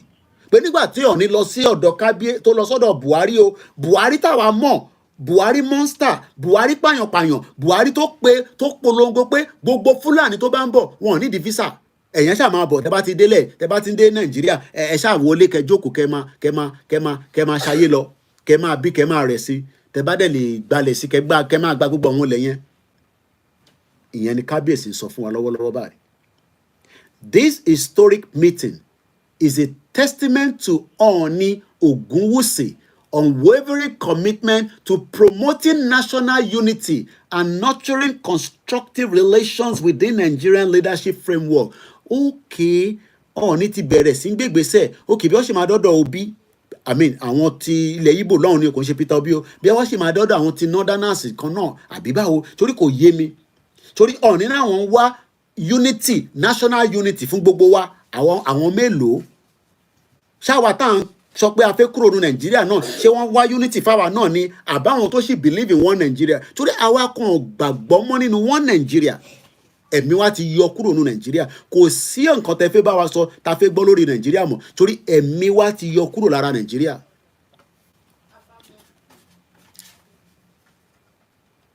This historic meeting is a testament to Ooni Ogunwusi unwavering commitment to promoting national unity and nurturing constructive relations within Nigerian leadership framework. During his visit, the monarch expressed the fundamental reason for his trip to check on President Buhari's well-being after more than a year since his departure from the presidency. Ìfẹ́ tí Yorùbá náà ní nìyẹn, ara ìfẹ́ ta ní tó kó bálẹ̀ Yorùbá náà nìyẹn. Máa kí wọn, máa gbà wọn lálejò, òun la ṣe wà débi tá wà lénìí. He emphasized the importance of maintaining strong connection with Nigeria's leader, believing that these relations are essential for cultivating a more unified nation, capable of fostering growth and prosperity for all its citizens. On his part, Buhari náà sọ̀rọ̀, báyìí lòun náà ṣe sọ, ó ní òun kí Ooni of Ife warmly welcome Ogunwusi graciously, escorting him to the Emir of Daura's palace.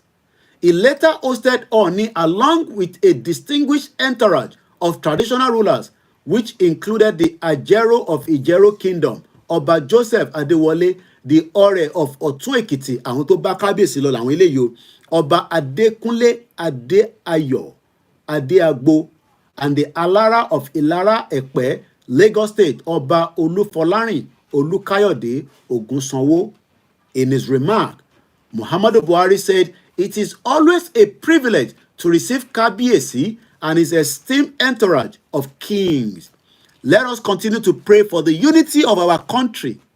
Buhari ní ká pray for the unity of Nigeria. and hold these leaders in our thought, my unwavering belief in Nigeria remains strong and unshakable. Buhari ló ń sọ yẹn. Buhari ní òun ní strong belief in Nigeria.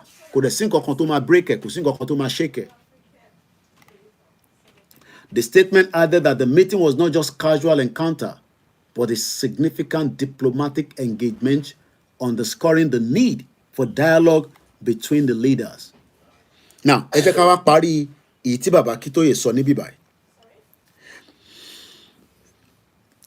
It is inevitably became obvious to all harassed Nigerians that the government of President Muhammadu Buhari, while he was in power for 8 years, had ordered his employees not to interfere with the Fulani killers and destroyers, and that Buhari presidency was covertly assisting the Fulani conquest.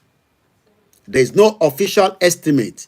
If you mo fẹ́ kí kábíyèsí kó gbọ́ bí àwọ̀ gbọ́ bí báyìí rí, ẹ bá mi send ẹ̀ sí palace pé nígbà tí Buhari wà lórí oyè nǹkan báyìí ṣẹlẹ̀ sáwọn ọmọ Yorùbá.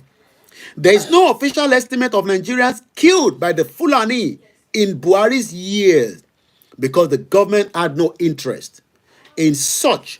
But according to an unofficial estimate, as many as 29,000 Yoruba people were killed in their Yoruba homeland. These are the death of Yorubas in Nigeria. And Ooni is telling us that Buhari did his best. Wow. What a good time to be alive. Most Yoruba farmers have abandoned farming altogether, and traditionally Yoruba agricultural economy has been destroyed. Tí Ooni náà wà aware of pé ọ̀pọ̀lọpọ̀ àwọn èèyàn wọlé lọ sóko torí pé oko tó fẹ́ lọ àwọn Fúlàní tí Buhari kó wọlé ṣe ni wọ́n ń dá wọn ní ẹ̀mí lọ́njọ́ ẹ̀mí wọn légbodò. As President Tinubu was being sworn in on May 29 to succeed President Buhari, greatly confident armies of Fulani destroyers and killers were waiting for him. They were sitting on the enormous amount of Nigerians' money that had been stolen in recent years of the Fulani war of conquest, and their own enormous arsenal of various weapons. And not Dr. Late Malafia. They are sophisticated, they are networked, they have money. During the COVID, they were moving plane all over the place and putting it all over the southwest part of Nigeria. They immediately heightened the tempo and viciously of their killings and kidnapping. In January, ní ọdún 2024, they publicly declared war against President Tinubu himself and threatening to invade the president's office and seize the seat of power. Koikimedia bringing the world closer to your doorstep. Ẹ bá wa pín ètò yìí ní gbogbo ibi tí ó bá ti kàn yín lára. Now, let's review all this all together. I am confused. I don't know whether you are. Something is not right. Ẹ̀yin àgbàlagbà dẹ̀ lẹ ní ẹni ojú tí èmi fi ń wò ó lè yàtọ̀ sójú tẹ̀yin náà fi ń wò. Bóyá bẹ́ẹ̀ mi ṣe rí, bóyá ó náwọn nǹkan míì tẹ̀yin rí tèmi ò rí. Kí ló lè fà tí bàbá wa Ọọ̀ni of Ifẹ̀ ṣe lọ bá Buhari? Ṣé ìgbìyànjú Yorùbá nation ti fẹ́ jáde ni? Àbí unity tí wọ́n dárúkọ òun ni à ń expect pé kó work in the one Nigeria that many people says it was not going to work. Mo fẹ́ ṣí phone line, but what I don't want is to get people calling and then abusing Kabiyesi and all that. Now, I'm not going to tolerate that. Tí bá rí àwọn tí wọ́n lè pè tí ẹ lè control anger yín tí ẹ dẹ̀ lè control bó ṣe react sẹ́yìn náà, I might take 1 or 2 calls. But you're not going to call and start saying, kò ní dá fún èèyàn kan. No, I'm not going to give that to you. Any right, ẹ lè ṣe platform tí yín náà kẹ́ ṣe gbogbo yẹn níbẹ̀, which I don't think I will endorse. But tabarẹ́ tí ó ní another angle tẹ́ fi wo ọ̀rọ̀ yìí. This program is just another, kódà 2 hours ago tó bá máa pé. So I'll just open the phone line. It's not a long program. Mo ní any reason want to come up today at all. Because media is expensive.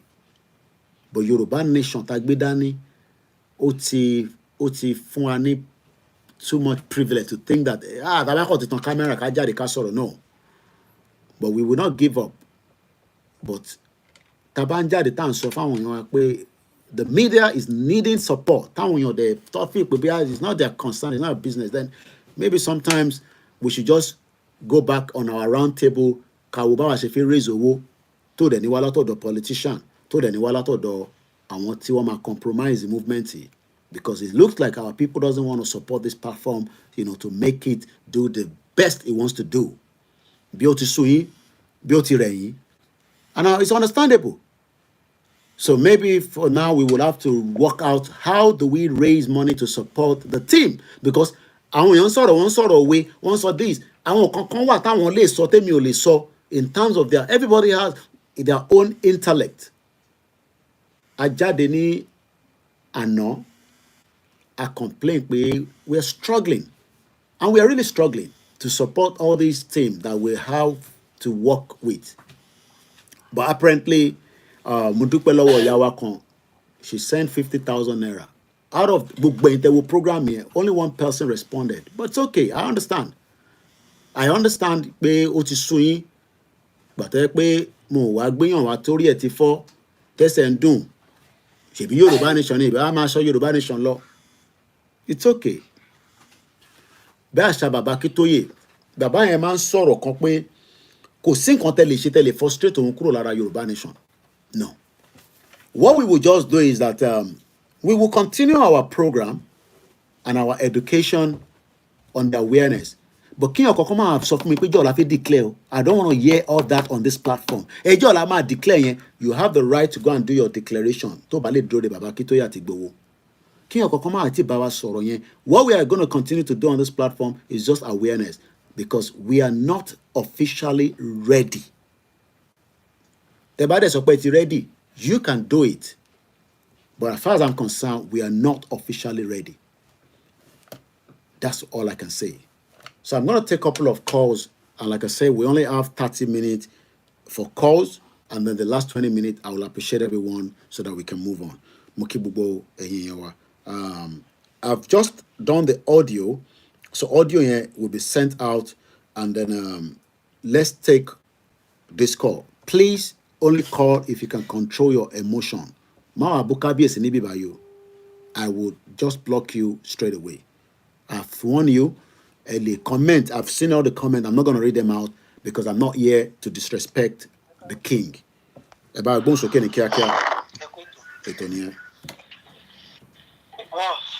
Seri ọmọ Yorùbá àti ready.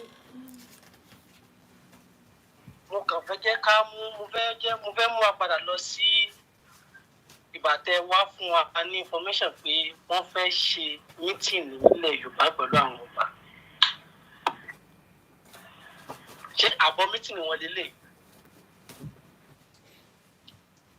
Ọmọ Yorùbá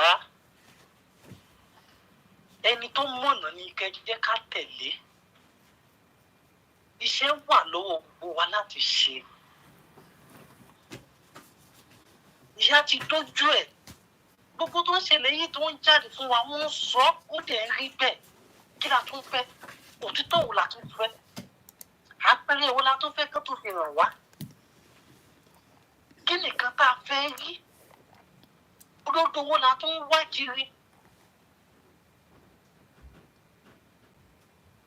Wọ́n náà fẹ́ ṣe mítìnì ilẹ̀ Yorùbá. Mr. Koiki jáde síta wọ́n sọ fún wa.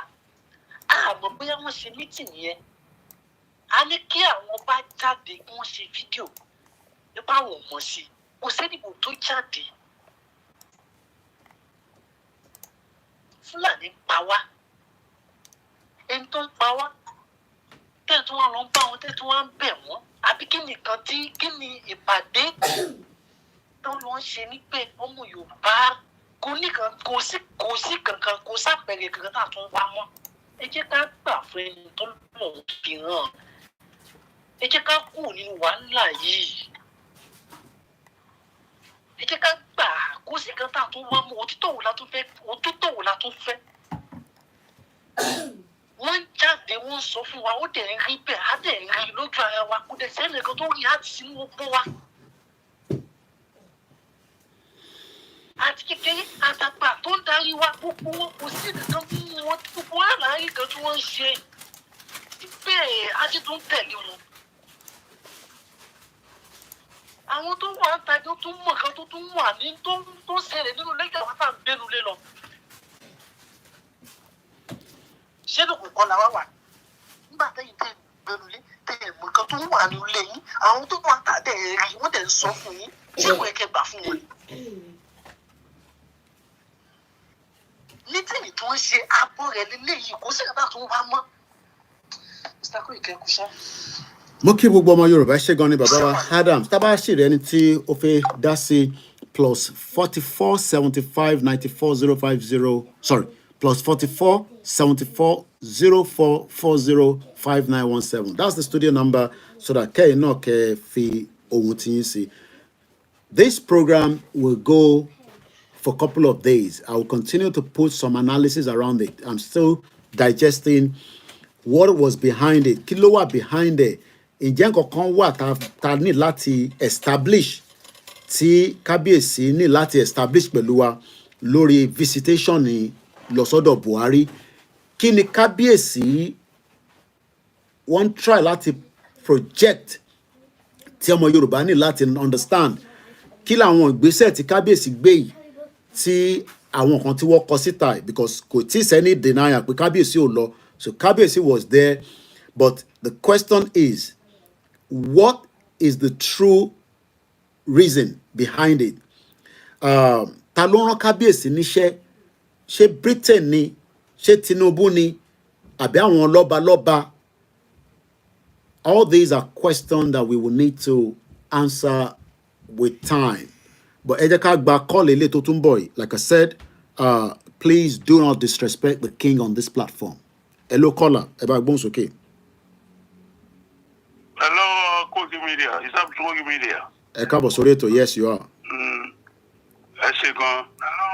Ẹ bá mute tẹ́ fi ń gbọ́ mi nulẹ̀, ẹ mute tẹ́ fi ń gbọ́ mi nulẹ̀ yẹn sà. Ìtẹ́ ń gbọ́ mi nulẹ̀, ẹ mute yẹn lè máa wo screen, ẹ kàn mute ẹ mọ́lẹ̀ sà. Kò ní sórí kò ní rẹ̀ yìí. Àmì sà. Ẹ bá wa mute tẹ́ fi ń gbọ́ mi dáàdì nínú ilé sà.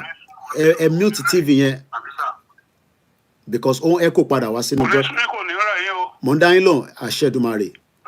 Olúwa máa wà pẹ̀lú yín. Àṣẹ dáàdì. Ààbò Ọlọ́run máa wà lórí yín. Àṣẹ o. Ṣé rí ọ̀rọ̀ ti àwọn lọ́balọ́ba ẹ̀? Bẹ́ẹ̀ni sà. Ẹ jẹ́ ká pa tiwọn tì. Ọlọ́run ló fẹ́ ṣe iṣẹ́ yìí. Ọlọ́run lè ju gbogbo wọn lọ. Okay. Who are the others? Order. They are just human beings. Okay. Ẹ ká forget nípa àwọn ọba ẹ̀. Order. Oníkàkú àpò wọn náà ń jà fún. Okay. They don't care about Yoruba. I'm an Ife man. Agboye sir. And I belong to Ojaja family. Okay. Ẹ fi òun lẹ̀. Sẹ́rí, ẹ yẹ ká gbàgbé wọn. Okay. Àdúrà ni ká máa gbà. Torí Ọlọ́run ti parí iṣẹ́ lórí orílẹ̀ Yorùbá. A dúpẹ́ f'Ọlọ́run. Bó bá jẹ́ ẹni mẹ́wàá ló pẹ̀lú bàbá Akíntóyè àti bàbá wa Sunday Igboho àtẹ̀yìn pàápàá tẹ̀sí takuntakun yìí. Ọ̀pọ̀ èèyàn kan ló ń wìn lógún. Ọ̀pọ̀ èèyàn ló ń wìn lógún. ogun tó líìdì ni. Okay. Ebi ń bá àwọn ọba mọ́ ọba tẹ̀ fọwọ́ sí tán wá fẹsẹ̀ sí tọ́lọ́run bá fọwọ́ sí ńkọ́. Ọ̀dà bẹ́ẹ̀ ni. Kò lè ṣeé ṣe. Okay. Ẹ jẹ́ ká fa àwọn ọba yẹn lẹ̀. Okay. Nígbà tó bá máa yá òru ọjọ́ kan gbogbo wọn á yà wọ́n lẹ́nu nígbà tó Ọlọ́run bá fẹ́ ṣiṣẹ́ tí iṣẹ́ bá parí. Ọ̀dà. Ó dẹ̀ ti rẹ́dí láti parí iṣẹ́ láìpẹ́. Okay. Àwọn àgbààgbà wa àgbà rere bàbá Síbírà Adébánjí Akíntóyè. Àgbà rere Sunday Adéyẹmọ Ìgbòho. Ọ̀dà. Àtẹ̀yìn náà pàápàá àgbà ní. Ọ̀dà. Torí ẹ tó bá sọ pé kí Yorùbá kó má ṣe ẹrú àgbà ní. Ọ̀dà. Adé ń fàdúrà ràn yín lọ́wọ́ every night. Ẹ ṣé gan ni. We really appreciate. Ẹ ṣé gan ni sir. Ọlọ́run adé gbàdúrà wa. Àgbẹ̀yìn akalẹ̀ ẹ ṣé gan ni daddy. We're grateful. Àṣàṣeyọrí ẹ fi wọ́n lẹ̀. Èmi àṣà kòkòrò àṣà tó inú gbólẹ̀ lómi máa ṣá sínú wọn. Ọ̀dà. Ọ̀dà. Ẹ fi wọ́n lẹ̀. Èmi mọ̀ pé Ọlọ́run ló ń lìdí iṣẹ́ yìí o. Àgbọ̀yé sir. Ọlọ́run adé máa ràn yín lọ́wọ́. Àmín Jésù Kristi. Ìyanu Ọlọ́run máa ṣẹlẹ̀ ní ayé. Àṣẹ Èdùmàrè. Gbogbo ẹ̀ tẹ́tẹ́ dó wá. Ìwọ̀nba tá a bá rí náà a máa fi ránṣẹ́ sí. Ẹ ṣé gan ni sir. We're grateful. Àmàrí yín bá. What so far like some 2 weeks ago mo fi 30 pounds sínú. Ẹ ṣé gan ni. We're grateful. Bàbá tẹ̀ ń rí àwọn tó bá tẹ̀ ń fún wa ní £1 ní gbogbo àwọn numbers tó ń wò wá àtàwọn tó ń tún wa wò láwọn platform tó kù gbogbo ẹ̀ á tètè jọra wọn so àtẹ̀ nídìí tó pọ̀ káwọn èèyàn kọ́ pull together ni so ẹ ṣé gan ni sir mo dúpẹ́ lọ́wọ́ yín ẹ̀dẹ̀ kó làákàyè ẹ ṣé gan ni daddy. Ọlọ́run ló máa ṣe. Ọ̀dà ẹ ṣé gan ni. Ọlọ́run adé ṣiṣẹ́ ìdópin. Àmín. Ẹ fi wọ́n lẹ̀ ẹ má tẹ̀ dínkì ń gba àwọn ọba ẹ. Ẹ mọ̀ pé a lè rírú program báyìí dáàdì ká má gbé wá sí torí àwọn ọmọ Yorùbá náà fi mọ tó ń lọ ẹ mọ̀ pé rí platform tiwa yìí a gbọ́dọ̀ jẹ́ káwọn èèyàn mọ̀ so lóòótọ́ intention ìyẹn náà mo ṣe ní ilé àbá ilé ìfẹ̀jà kò sẹ́ni kankan tó ń bá lè fìjà akọ̀wá gbé ọ̀rọ̀ yẹ̀ wò ni ẹ ṣé gan ni ọ̀dà ẹ ṣé gan ni sir. Ìyanu Ọlọ́run á ṣẹlẹ̀. Àmín sir thank you so much. We are very grateful ẹ ṣé gan ni daddy. Thank you so much. Ẹ ṣé gan ni sir. Ọ̀rọ̀ mìíràn gbogbo ẹ̀ náà la máa ṣe. Ọ̀dà sir, ẹ ṣé gan ni daddy. Ká tún gbé kọ́ọ̀lù ẹlòmíì. Thank you so much. Mo kí bàbá wa tí wọ́n pé ọ̀tán kí ọba wa dá sí ẹ ṣé gan ni. Ẹ̀yin tẹ́ fẹ́ pẹ́ ṣe sùúrù mo ti rí fídíò láti fi páàkì ọ̀rọ̀ tá à ń bá bọ̀ láti òwúrọ̀ nígbà tí a gbé ọ̀rọ̀ yẹn kalẹ̀. Ẹ ṣé gan ni daddy o fún kọ́ọ̀lù tí ẹ bá wa dá sí. We are very grateful. Ẹ ṣé gan ni sir. Ẹ lè bá mi disconnect ẹ lọ́dọ̀ yín lọ́hùn torí mo tẹ ẹ̀rọ ojú tu ẹ̀ mọ́ èyí tẹ́ ń pẹ́ ṣe sùúrù ẹ má ti pè wọlé ẹ já gbọ́ ẹni tí wọ́n sọ níbí báyìí lórí ibi tí kábíyèsí ti bá gbogbo wa sọ̀rọ̀.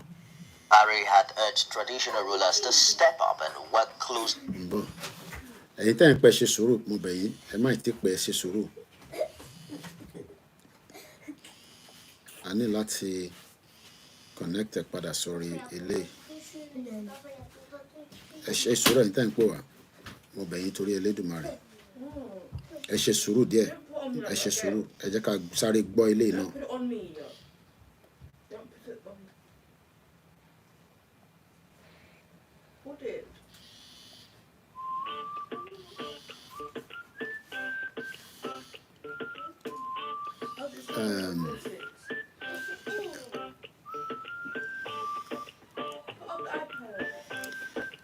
Èyí tẹ́ ń pè wá ẹ fún mi ní few seconds ẹ jẹ́ ká play video yìí mo bẹ̀ wá ẹ jẹ́ ká play video yìí ẹ má ti pè. Buhari had urged traditional rulers to step up and work closely with government in identifying and weeding out citizens complicit in acts of criminality in their domains. The Ooni of Ife visited President Buhari to seek a way traditional rulers could be fully involved in the efforts to curb insecurity across the country and to harp issues of insecurity being politicized. The monarch expressed satisfaction with the change of service chiefs and expressed optimism that with the new ideas being brought to the table, the state of security will improve. I'm here particularly because of all the issues of security threat here and there. And this was 3 years ago. I thought it was a current one. This was 3 years ago. So that means we don't have a video to back this current visit. All right. So that was 3 years ago. I thought it was a current one. I'll leave that because I thought it was a current video, but I realized it's not current. It's 3 years ago. So I need to focus, Lore. So let's take the rest of the calls because of my time. Hello, caller.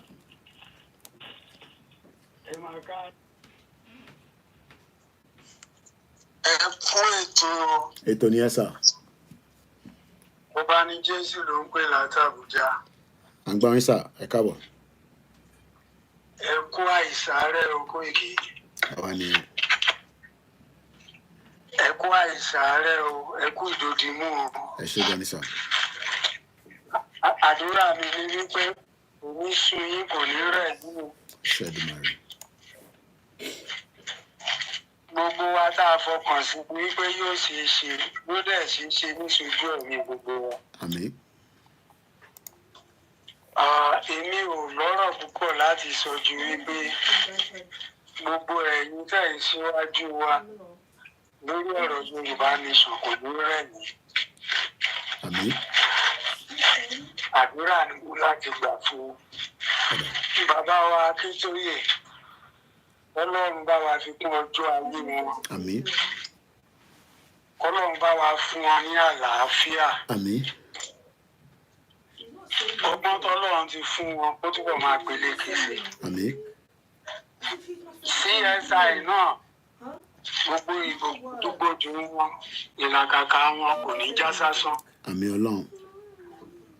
Àtayá àtọmọ Olúwa dúró ti àwọn náà. Àmín. Koiki ẹ ní ṣàárẹ̀. Àṣẹdùmarè. Ẹ ò ní ṣàárẹ̀. Àmín. Ìrìn àjò tá a fẹsẹ̀ tí ẹ ní fọmọ rìn ẹ ní tìyàwó rìn. Àmín Ọlọ́run. Ayé ò ní gbọmọ lọ́wọ́ yín, ayé ò ní gbaṣẹ́ lọ́wọ́ yín, ayé ò ní gba ìtààmú ní gbalé lọ́wọ́ yín. Àṣẹdùmarè. Mo gbà ládùúrà kò ní sun yín. Àmín. Ṣé rí èyí tó ṣe kókó ní kálukú ń ṣe àtọba àtàwọn aráàlú tó ń fún ní 5 naira tí wọ́n ń sọ ìsọkúsọ. Ṣé rí gbogbo àwọn tí ò yẹ nígbà tí Ọlọ́run bá ṣe tí gbogbo ẹ bọ́ sí nígbà ń jà fún yìí tó bá lójú ìtìjú wọn kò ní ní ìdíwọ̀n. Àtọmọdé o, àtàgbà àti kìrìsìtẹ́nì o, àti mùsùlùmí o, àti oníṣẹ̀ṣe o, àti ẹni tí ò ti ẹ̀sìn kankan tó jẹ́ pé eré tá à ń sáì tí ò ní tuwò fún wọn, tó jẹ́ pé ìsọkúsọ ìṣekúṣe ìdí ìbàjẹ́ wọn wà. Ẹ jẹ́ ká fi wọn lẹ̀ ká fèsì bá à ń ṣe yìí. Mo dúpẹ́ lọ́wọ́ Ọlọ́run lẹ́ni tí mo win ẹnìkan. Mo win ẹnìkan lórí ìjàǹgbara yìí. When I spoke with the person and I said this is what you want to do. Ẹ lè má rí òye rẹ̀, ìwọ̀nba wa tá òye ẹ ti yé sẹ́yìn. A kọ́ntínú àti máa sọ fún mi nǹkan tá a sàn láti gbé ní tabako lórílẹ̀-èdè jákujàku tí lọ síwájú òsì yìí. Tá a ti ń gbàdúrà láti ọdún ẹ má gbàdúrà fún Nàìjíríà oúnjẹ rẹ̀ yíyà ni o. June 30, 2021 lèmi ti sún àdúrà gbígbà fún Nàìjíríà. Àdúrà tí mo gbà ká pín ìrọwọ́rọsẹ̀ láì jagun. Láìpẹ́ láì jìnnà. Tí ò bá dẹ̀ tá a bá pín ní àìmájagun náà ogun náà ìgbà tó bá yá yóò ṣẹlẹ̀. Àwa tá a bá máa kú àá kú, àwọn tó bá máa kú àá kú. That's just the truth. Torí adéṣèjì kan tá à ní lè gba òṣì mọ́ra tọ́lọ́wọ́ adé la ọ̀nà àbáyọ tá a fi máa gbára wa sílẹ̀. Ẹ yẹ ká fọkàn sí pé a máa borí. Ẹ fà àwọn ọba lẹ̀. Ẹ ṣe gan ni. Kò sí tá a lè ṣe. Ẹni tó jí oníjẹkújẹ ò ní yé jáde lọ máa jẹjẹkújẹ. Even nínú ẹbí a nírú àwọn èèyàn bẹ́ẹ̀ kò sóúnjẹ tẹ́ ẹ lè sì nílé tó lè yó wọn. Àbí tí wọ́n bá sì tún lọ ọ̀tá tí wọ́n lọ jẹun ìbájọ́ ọmọdé ìbájọ́ àgbà. gbogbo àlejò ká korí síbi kan náà ṣùgbọ́n tó dájú ni wípé báwa ti fọkàn sí tá a sì ń tẹ̀lé ká kọ́ntínú ká ní sáré kò ní rẹwà. ẹ ṣé gan bàbá wa thank you so much. níṣojú wọn níta lè yóò tẹ̀ wá lọ́wọ́. àmín ẹ ṣé gan bàbá. Ọlọ́run ti ṣí wa ní ìyá àti wípé a lè tẹ̀síwájú nínú orílẹ̀-èdè yìí kì í ṣe pé orílẹ̀-èdè náà tẹ̀síwájú ni. tó tẹ̀síwájú ẹ̀yẹ ká mú látìgbà ayé Ọbásanjọ́ náà láti 70s tó fi sí ìtọ̀síwájú tó bórílẹ̀-èdè náà dà. àwọn tó wà ń bẹ̀ sí wọ́n jẹun tó wù wọ́n jẹgúdújẹrá tí wọ́n tiẹ̀ tún fẹ́ wọ́ọ̀sì jù. àrẹ̀mí bá kúrò ń bẹ̀ wọ́n kọ etí ikún. tó jẹ́ bó ṣe jẹ́. ẹ ṣé gan bàbá wa. Olúwa wà pẹ̀lú. ẹ ṣé gan bàbá wa. ẹ ṣé sir thank you so much. The Lord will strengthen you. Sure. Strengthen every agitator. Amen. We shall not be weary. Amen. By the mercies of God. Amen. Continue the good job. We are praying for you. ẹ ṣé gan ọba ní Jésù. Thank you so much. Mo dúpẹ́. Torí we are very pressed with time and I say that I still have about 2 calls tó wọlé. Bí a ti ṣe sọ, I will still come out later, during the week and do more analysis around it because àwọn pointer kan wà tí wọ́n raise nínú ẹ má bínú what's going on here. Skip. All right. Ẹ má bínú. Kí ló ṣẹlẹ̀ sí ilé nísìnyí? I could share the same mistake. Ẹ má bínú yẹn wá níbí báyìí. Ó mọ̀mọ́ tó ṣẹlẹ̀. Got phone and very security code. I don't know what security code is that. As we going to okay, let's take there's another caller from here. Ẹ jẹ́ ká gba call níbí báyìí. Phone line kan la fi ń gba call. So tẹ́ bá ti lè pè sórí studio number. Then mo sorry mo ní lè gbé call lórí the other number. Ẹ bá gbóhùn kíákíá ìyàwó torí àsìkò. Ẹ bá mute background ẹ ti wọlé. Ẹ mute background. Hello, Koiki. À ń gbọ́ yín mà. Ẹ mute background inú ilé mọ́mì. Ẹ ti wà ní studio. Mo ti mute ẹ. Ẹ kú iṣẹ́ takuntakun. Àwa ni ẹ mà. Ọlọ́run Olódùmarè túbọ̀ máa fún yín ní okun àti agbára. Àmín Jésù Kristi. Ọlọ́run á pègbé wa bí ilẹ̀ ojú òní ti bàbá Akíntóyè àti gbogbo pátápátá. Àmín. Ẹ rí ọ̀rọ̀ àwọn ọba ò ní nǹkan kan ṣe fún wa. A dẹ̀ dúpẹ́ lọ́wọ́ Ọlọ́run pé àwọn ọba kọ̀ọ̀kan wà tó jẹ́ pé wọ́n ṣe àtìlẹ́yìn wa. A mọ̀ wọ́n. Àwọn àtìgbà tí Fúlàní ti ń pa àwọn ọmọ Yorùbá tí wọ́n ń pa àwọn ọba kò sí ọba àkọ́kọ́ tó jáde tó gbèjà àwọn ọmọ Yorùbá pé Fúlàní ń pa wọ́n. Ṣùgbọ́n ojoojúmọ́ làwọn àgbààgbà Fúlàní ń jáde tí wọ́n ń sọ̀rọ̀ wọ́n ní kàn lọ mú chip wọ́n ní kàn lọ ṣe tìbí kò sí nínú ọmọ Yorùbá àgbà kan tí wọ́n jáde àti kojú Fúlàní a ò ní tí wọ́n ṣe. Ó dàbí ọ̀rọ̀ tí prophet Ológunlolúwa sọ òkàwé camp àwọn àgbààgbà táwọn bá wá sá torí gbogbo ọmọ pátápátá ló ń gba ìbòsí fún ọmọ Yorùbá wọ́n fẹ́ kí a lù ìtàjọ́sù tì wá kó jẹ́ pé abẹ́ Fúlàní àti òyìnbó ní gbogbo wa ní ọ̀tá wa máa kú sí irọ́ ọ̀dẹ̀ ni wọ́n ń pa. Tèbí gbogbo rògbòdìyàn tó ń lọ ní Nàìjíríà ń sìn wọ́n ń jẹ wọ́n mu àwọn àti ìyàwó wọn wọ́n ń ṣe patí lójoojúmọ́. Ẹ mọ̀ pé àwọn ọba Yorùbá kan wà tó jẹ́ pé wọn ò ní làákàyè. I'm sorry to use that language. Pátí ni wọ́n ń lọ. Gbogbo bí ìyá ṣe ń jẹ ọmọ Yorùbá, they are less concerned about that. Ẹ wo nǹkan tó ń lọ ní bọ́dà wa, àwọn Fúlàní ló wà ńbẹ̀. Wọn ò jẹ́ káwọn ọmọ Yorùbá kọjá ẹni tó gbàgbéra sí ní èèyàn kan sọ fi ṣe program, wọ́n gbà lọ́wọ́ ẹ̀. Àwọn tírélà dẹ̀ ń kọjá tí wọ́n lòdù ráìsì tí wọn ò gbà lọ́wọ́ ẹ̀. Wọ́n mọ̀ọ́mọ̀ dojú ìyà pa àwọn ọmọ Yorùbá ṣùgbọ́n Ọlọ́run á kó wa délẹ̀ lórí. Àwọn wòlíì ń sọ lójoojúmọ́ pé àwọn rí pé Ọlọ́run gbalẹ̀ Yorùbá fún wa. What else do we want? A ò ní àwọn ọba àtàwọn àgbààgbà ilẹ̀ Yorùbá sí. ọ̀dàlẹ̀ ní gbogbo wọn ṣùgbọ́n ọ̀dàlẹ̀ bá lè kú ilẹ̀ Yorùbá mú gbogbo wọn. àmín ọ̀dà ẹ ṣé gan ni. a máa gbalẹ̀ Yorùbá àwọn Ìgbò ti declare tiwọn àwa náà a máa gbalẹ̀ Yorùbá no going back. àmín ẹ kì ṣé í ṣe gan ni. gbogbo èèyàn ló ń jà ìjàgbara kì í ṣe gbogbo èèyàn àwọn few people ló ń jà àwọn kan máa fà á síwájú àwọn kan máa fà á sẹ́yìn ṣùgbọ́n nǹkan tọ́lọ́ bá ti ní tó bá ti kọ́ ńlẹ̀ kò sí ẹ̀dá tó lè yí padà that is my belief. ọ̀dà ẹ ṣé gan ni yàrá thank you so much. àmín ojú àjì wọn àmín láti désàlẹ̀ Ọlọ́run á dójú ti gbogbo wọn. àmín Jésù Kristi ẹ wo nǹkan tó bá àwọn bàbá òṣì bàbá àgbàyà tí wọ́n fẹ́ pa Délé Fárótìmí ẹ wo gbogbo nǹkan tó ń lọ ẹ wo ìyà tí wọ́n fi ń jẹ ọmọ lọ́mọ ṣùgbọ́n Ọlọ́run á túbọ̀ máa yẹ̀yẹ́ gbogbo wọn. àmín àmín àmín ẹ ṣé gan ni yàrá thank you so much. Yorùbá nation no going back. no retreat no surrender ẹ ṣé gan ni yàrá torí àsìkò mo kí yàrá. màá kàn sí ẹ. ọ̀dà à ń sọ̀rọ̀ lẹ́yìn ẹ ṣé gan ni yàrá thank you so much. mo kí gbogbo ẹ̀yin tí ẹ̀ ń gbọ́ wa lórí ìkànnì wa tí à ń pè ní Koikimedia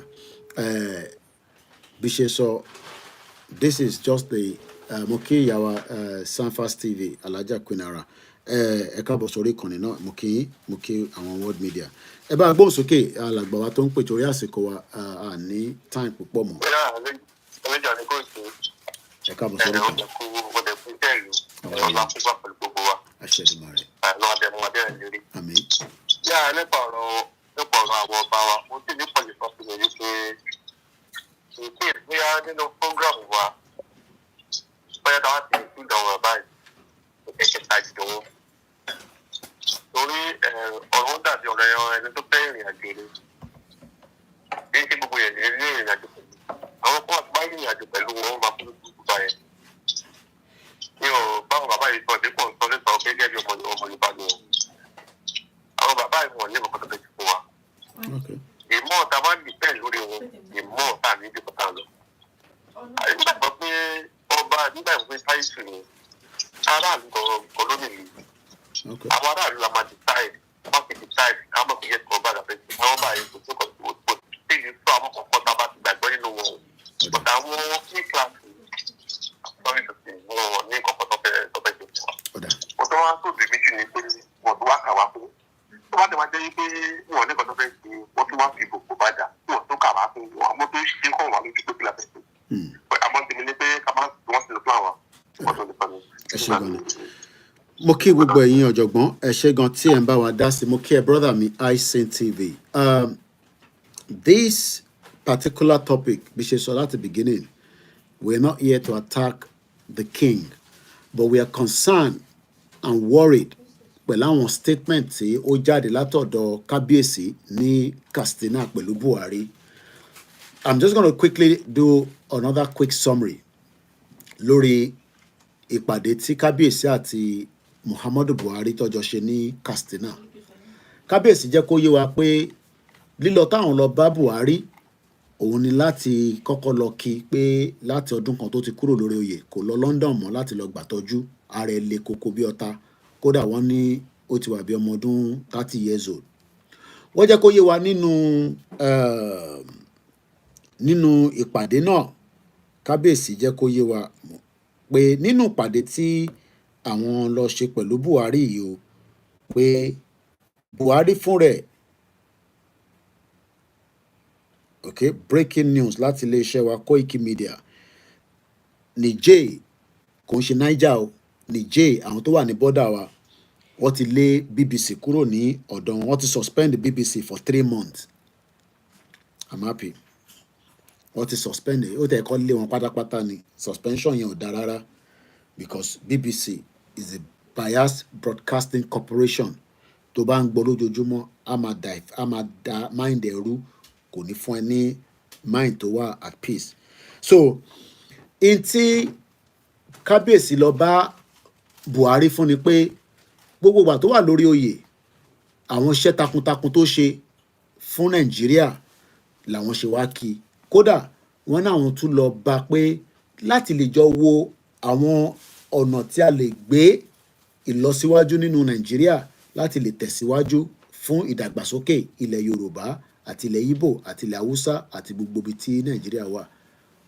Kábíyèsí jẹ́ kó yé wa pé ìgbà táwọn bá Muhammadu Buhari àwọn bá pẹ̀lú ẹ̀mí ẹ̀ high spirit àwọn bá nígbà táwọn dé ibẹ̀ wọ́n tún wá jẹ́ kó yé wa pé ọmọ 30 years ago ni Buhari ó ṣe ló dàbí ọmọ jòlòló tọ́ṣẹ̀ bí wọ́n wá náà wọ́n wá wo Buhari pé Buhari yìí nígbà tó wà ní orí oyè wọn ló ṣe dáadáa lọ́pọ̀lọpọ̀ tó pọ̀ jù kódà wọ́n ní kò sẹ́ni tó lè tẹ́ wọn Nàìjíríà lọ́rùn torí pé Buhari gbìyànjú tiẹ̀ kódà a ní Tinubu gan kò tẹ́ wa lọ́rùn Buhari gan náà kò tẹ́ gbogbo ọmọ Nàìjíríà lọ́rùn wọn náà wọn fẹ́ sọ fún gbogbo ọmọ Nàìjíríà o pé inú àwọn dùn ní pé àwọn bá Buhari ní bí táwọn bá gbígbé àlàáfíà ní àwọn bá dáadáa nígbà táwọn rí wọ́n ní kódà ó wà vibrant ó dẹ̀ wà radiant àwọn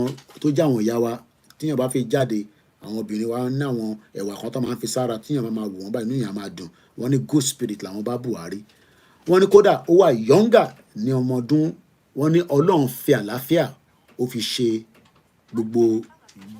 gbogbo jíkìjíkì rẹ̀ tá a bá rí i pé Buhari ò wá sí UK láti bí ọdún kan nísìn láti wá gbàtọ́jú Ọọ̀ni wá ń jẹ́ kó yé wa pé àwọn rí i pé Buhari nígbà tó ń ṣe ìjọba ológun àtìgbà tó ṣe ti alágbádá wọ́n ní kódà ó ní support base tó pọ̀ nílẹ̀ Haúsá àwọn wá wò bóyá ó lè fi sọ́pọ́tì ìjọba Tinubu àbí kábíyèsí tí ń bá Tinubu campaign fún 2023 ni èmi ò mọ̀mọ́ ń béèrè ni o torí pé bóyá Tinubu máa lose election but àwa ń bẹ Ọlọ́run pé gbogbo tó bá gbà kí Ọlọ́run kó jọ nínú ọlẹ́ kí ó jẹ́ pé ìjọba Tinubu yìí òun ló máa jẹ́ òpin presidency ní Nàìjíríà ìyẹn kò sẹ́mi àti yín lọ́wọ́ kò ń ṣiṣẹ́ èèyàn kan wọ́n wá ní àwọn tó tẹ̀lé kábíyèsí rìnrìn àjò yẹn torí ọbọ̀ kì í dárìn ọgbọ́n àwọn tó tún kó dádé lára wọn náà ni Ajero of Ijero Kingdom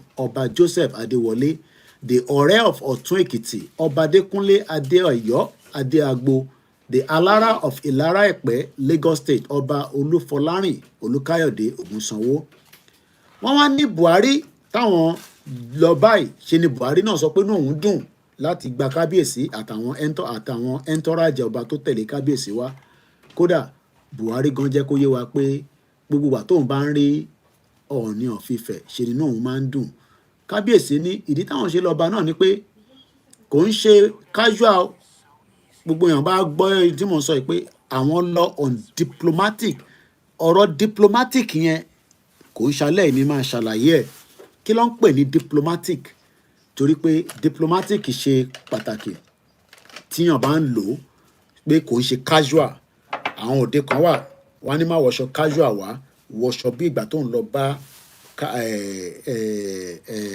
olórí kan ni so diplomatic wọn náà wọ́n nídìí Buhari pé kó wá bí ìfẹ́ tó ṣe máa wà láàrin gbogbo Nàìjíríà àtàwọn leaders wọn ó wà lára ìdí tí wọ́n ṣe lọ rí Buhari wá ní kódà ní wá lásán àjọ gbọ́dọ̀ dé ọ̀dọ̀ Emir of Daura tí lọ tún gbé kábíyèsí lọ sọ́dọ̀ Emir of Daura níbi tí wọ́n ti lọ kí Emir Daura bí ó ṣe lọ lórí ètò Koikimedia lálẹ́ yìí ní ọjọ́ 12 oṣù 12 ọdún 2024 tòun náà ni gbogbo wa ti jọgbọ́n yẹn mo kí gbogbo wa lẹ́ẹ̀kan sí pé ibi tí a máa mú ètò yẹn wá lálẹ́ òun náà ni ẹ ti gbọ́ yẹn mo kí gbogbo ọmọ Yorùbá nílé pé ẹ ṣé gan tí ẹ tún darapọ̀ mọ́ wa gbogbo àkígbà tẹ bá ń gbóhùn wa orí ìkànnì Koikimedia òun náà ni ẹ ti ń gbọ́ wa iléeṣẹ́ yìí ó ń tẹ̀síwájú ó nídìí ọ̀pọ̀lọpọ̀ ìtẹ̀síwájú torí pé 2025 a gbọ́dọ̀ increase the tempo ọ̀rọ̀ Yorùbá nation ní polongo ni mò ń sọ o mo kí gbogbo ẹ̀yin tí ẹ jẹ́ olólùfẹ́ Koikimedia gbogbo ìgbà tí ẹ bá ti ń rí àwọn iléeṣẹ́ yìí ẹ máa bá wa pín ètò yìí kó dé gbogbo ibi tó yẹ kó dé ẹ jẹ́ ká sáré kí gbogbo yín ní méjì mẹ́ta torí pé a ní wákàtí méjì péré òun náà la fẹ́ fi ṣe ètò yìí bá a ti ṣe ń kí gbogbo àwọn tó jẹ́ àwọn adarí wa mo kí gbogbo ẹgbẹ́ kọ̀ọ̀kan láti ìlànà àwòrò-ṣàṣà ìfẹ́lódùn ni YSDM ni gbogbo ibikíbi tí ẹ bá ti ń jẹ́ pé ẹ ní ẹgbẹ́ gbogbo yín náà ni à ń kí láì yọ ẹnì kankan sílẹ̀ ẹni tí ó wá ní òun fẹ́ darapọ̀ mọ́ Yorùbá nation a nídìí tí ẹ̀ ṣe fẹ́ darapọ̀ mọ́. Mo lọ bẹ́ẹ̀ mo kí Kamarudeen Abdulrahman, mo kí Ibrahim Ọlá Owóyẹmí yẹ mo kí yín, Ọkọ̀yà Fọláyan mo kí ẹ bá ń kí Yorùbá ní mí, group wọn nìyẹn. Ìwọ tó sí group kankan, o gbọ́dọ̀ wà nínú group kan, o gbọ́dọ̀ wà nínú group láti lè mọ tó ń ṣe. Ẹ gbọ́dọ̀ darapọ̀ mọ́ group, àìmá darapọ̀ mọ́ group kò dára rárá. Mo kí ẹ Arẹwà Akíkanjú, gbogbo ẹni tẹ́ bá wà lórí X. A máa fi fídíò Elon Musk, mo fẹ́ fi ṣí yín létí ni pé èèyàn kan tó ní owó tí ìlú bíi 150 tó fi ń ṣe budget, òun ni Elon Musk. Tó bá rò pé Yorùbá nation kò lè tẹ̀síwájú, máa wo Elon Musk gẹ́gẹ́ bí èèyàn kan tó jẹ́ individual person, àmọ́ owó tó ní ṣe ló ń pọ̀ sí. Tá bá ní Yorùbá country, kò ṣe dandan ni pé ká ṣàgbèrò, kò ṣe dandan ni ká ṣe gbogbo àwọn iṣẹ́ ìdọ̀tí tá à ń ṣe. Bí Saudi Arabia ṣe wà, àwọn ló máa host 2035 World Cup. Gbogbo nǹkan ń change padà. Ẹ jẹ́ ká gbìyànjú ká by this time next year ká máa sọ pé àti fẹ́ kanlẹ̀kùn délẹ̀ débi tá à ń lọ, but gbogbo ẹ̀ kò sí gbogbo wa lọ́wọ́, kò ń ṣe olóyè Ìgbòho nìkan. Bàbá mi ọmọ gbọ́ láwọn ọba ní diplomatic mission has to do with foreign involvement. Máìka tí ìṣèyẹn lálẹ́ torí mo lásìkò tó pọ̀. Diplomatic yẹn la máa sọ̀rọ̀ lé lórí nígbà tá a bá tún máa padà wá, torí èdè tí kábíyèsí lò yẹn pé diplomatic not casual. That means pé àwọn kankan dìde tí kábíyèsí fi gbéra láti lọ sí ọ̀dọ̀ Buhari. Mo kí yàwá Shitu Fatima, assalamu alaikum mọ́mì, mo kí ní gbogbo Ogun State, mo kí gbogbo àwọn akíkanjú obìnrin, mo kí gbogbo àwọn tí Ìjẹ̀bú parapọ̀ ní Ogun State ní gbogbo state kankan ni mo kí yín. Yẹmí Fátókí mo kí ẹ, Sparkles mo kí yín, mo kí Owólabí Emmanuel, mo fi tẹlẹ́dùmarè mo fi dárúkọ yín. Ìyá wa kan wọ́n wá sí London níjọ́ Tuesday tá a máa ń ṣe prayer, àfi bẹ̀rẹ̀ prayer yẹn ni ìyá wa Grace Olúṣòótọ́ connect wọn, wọ́n jọ wà nínú ilé ni. Ìyá yẹn bá wọ́n wá ní ká bá wọn sọ̀rọ̀. Lára àwọn strong supporter Yorùbá nation ni wọ́n. She's the first time coming to London, you know. Àgbàlagbà ni wọ́n. Inú wọn dùn gan láti láǹfààní àti bá mi sọ̀rọ̀. Wọ́n ní gbogbo owó àwọn pátá làwọn ti fi ra data tán. Kódà wọ́n náà ti ń tẹ̀lé wa as far back as ìgbà tó lọ invade olóyè Ìgbòho. Wọ́n á fi olóyè Ìgbòho sórí call láti kí wọn náà. Gbogbo ẹ̀yin tí ẹ̀ láǹfààní àti gbóhùn olóyè at some point lẹ́ẹ̀kọ̀ọ̀kan bẹ́ẹ̀, a máa fún yín ní privilege. Gbogbo ẹ̀yin tẹ́ wà nílé láìpẹ́ láì jìnnà, a máa débi tá à ń lọ, àmọ́ iṣẹ́ ṣì kù lọ́wọ́ wa tá a fẹ́ ṣe tó pọ̀. Kò ń ṣiṣẹ́ ẹjọ́ kan, àti wà in the process. Kódà brother mi kan send message sí mi láti Qatar. Wọ́n send a screenshot ìgbà táwọn ti ń pariwo pé Nàìjíríà gbọ́dọ̀ break as far back as 2014. Àyà mi já nígbà tí mo rí. So it shows that àwọn kan rí, àwa kan rí. So but torí pé àwa wà nínú media, lẹ ṣe ń rò pé àwa nìkan là ń ṣe Yorùbá nation. No, there are multiple numbers of people tó ti ń sọ̀rọ̀ Yorùbá nation. Mo kí àwa Fatuse Elizabeth Ọlọ́runwájú Táíwò, mo kí yín.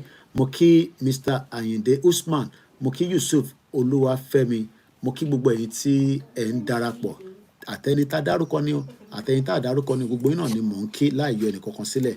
Mo kí ìyá tó bí mi lọ́mọ náà, mo kí gbogbo ẹ̀yin tẹ́ wà lórí Twitter, àtẹ̀yin tẹ́ wà lórí Twitter space. Ẹ̀yin tẹ́ wà lórí Instagram, mo kí yín láì yọ yín sílẹ̀. Nurudeen Akínmọ̀yẹ̀dẹ̀, mo kí ẹ, mo kí Sadiq, mo kí Mr. Bami, mo kí Ismaila Eniola, mo kí gbogbo àwọn tó ń bẹ ní UK, mo kí Alhaja Pinara lẹ́ǹkan sí. Gbogbo ẹ̀yin tẹ́ ẹ̀ tí ì gbaṣọ tí ẹ ṣe hang, like we said, gbogbo yín náà lè máa ráṣọ gbà tẹ́ ti sanwó, gbogbo yín lè máa ráṣọ yín gbà. Mo kí ICN TV, mo kí Dizima 123, Adelu Adejobi, mo kí yín, mo kí Usman, mo kí gbogbo àwọn Koikimedia team, mo kí Ọmọbọ́lájà Abdullahi Ọlákúnlé, mo kí ẹ, mo kí Fagbemilékè, mo kí brother mi gbogbo Woolwich pátápátá, mo kí yín, mo kí ẹ̀yin tẹ́ ń bẹ ní UK. The weather is terrible. Dress warm, you know, especially our time drive. A very terrible weather out there. Triple DRS, mo rí ẹ, ìyàwó Ṣadé, àwọn ọlọ́pẹ̀ tán lẹ́ǹkan. John Dani, mo kí àwọn Biafra o, mo kí yín dáadáa. Kọ́lọ́run bá yọ Simon Ekpa àti Nnamdi Kanu. Mo kí gbogbo ẹ̀yin tí ẹ jẹ́ silent listeners tí ẹ̀ ń gbọ́ wa. Gbogbo platform tó ti máa rí broadcast, mo kí yín náà torí pé gbogbo platform míì wà tí wọ́n ń play program wa lórí ẹ̀. Mo kí yín dáadáa. Lanre Lamina, mo ṣe shout out to you as well. Misrat, mo kí yín o. And I think if I have missed one or two people, kò sí bá ṣe fẹ́ ṣe program tá máa pick gbogbo orúkọ everybody. But as always, this is a platform that is fully dedicated for Yoruba Nation. My name is the last man standing. I will do whatever is needed to educate us and educate myself. Yemi Fatoki Moke, BD Moki Lenkonsi. Oni Buhari made Ooni of Ife the vice chancellor and gave him the license to exploit something in Elisha. I don't have evidence to that. Moki Amelen Konsi, Moki Walata, Moki Olori Ebi, Moki Ugwa. Ẹ jẹ́ ká sáré gbọ́ Elon Musk yìí níbi tó ti sọ̀rọ̀ yìí. Kákọ̀ fi wo is is the sister broadcast they man follow. Mo fẹ́ ká jọ gbọ́ bó ṣe analysis Elon Musk before we go. You will be amazed that we can make a lot of money, not literally tabanshi politics, but tabani system, tani government, tó ń ṣiṣẹ́, tó lè support the innovative idea gbogbo wa kankan, gbogbo ala ní idea tó fẹ́ ṣiṣẹ́, but idea yẹn wọ́n restricted in Nigeria.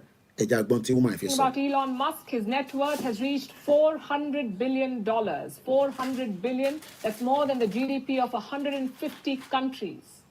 Imagine that. One man is richer than 150 countries. So what led to this wealth boost for Elon Musk? Well, it is Donald Trump's win. Since November 5th, Elon Musk has added $136 billion to his net worth. How long will this surge continue?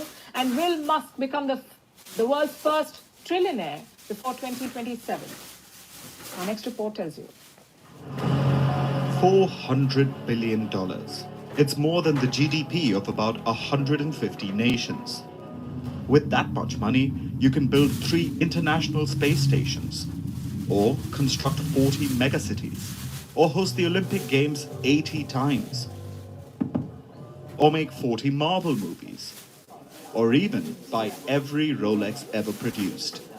It's a lot of options for Elon Musk, whose net worth has now surpassed $400 billion. It's currently at $447 billion. This is a historic first for even the world's richest man. No one has ever surpassed it, the 400 billion mark. Elon Musk has 6 companies, including Tesla, SpaceX, X, Neuralink, and others. But this wealth surge came from only one, SpaceX. The company and its investors agreed to buy as many as $1.25 billion of insider shares. This led to an increase in the company's valuation. In turn, that led to a rise in Musk's net worth, almost by $50 billion. This pushed Musk's net worth to over the 400 mark. But while this may be the latest reason, Musk's net worth has marked, especially since November 5th. In the US elections, Elon Musk bet on Donald Trump. He endorsed him. He donated millions. Trump won the White House in the end, and now Elon Musk is reaping the benefits. His net worth has surged by 100... Gogbomo Yoruba, we all have a role to play in Yoruba country if only we all allow it to come now. It will go a long way to help each and every one of us to develop our skills, to support us individually and many of our families and friends around the world. The more Tabana and Wa country T Awanwe is not taking us anywhere, and everybody knows that. Good evening, and thank you so much for watching. God bless Yoruba people, and God bless everybody that wants to be free from wherever they are. Bye for now.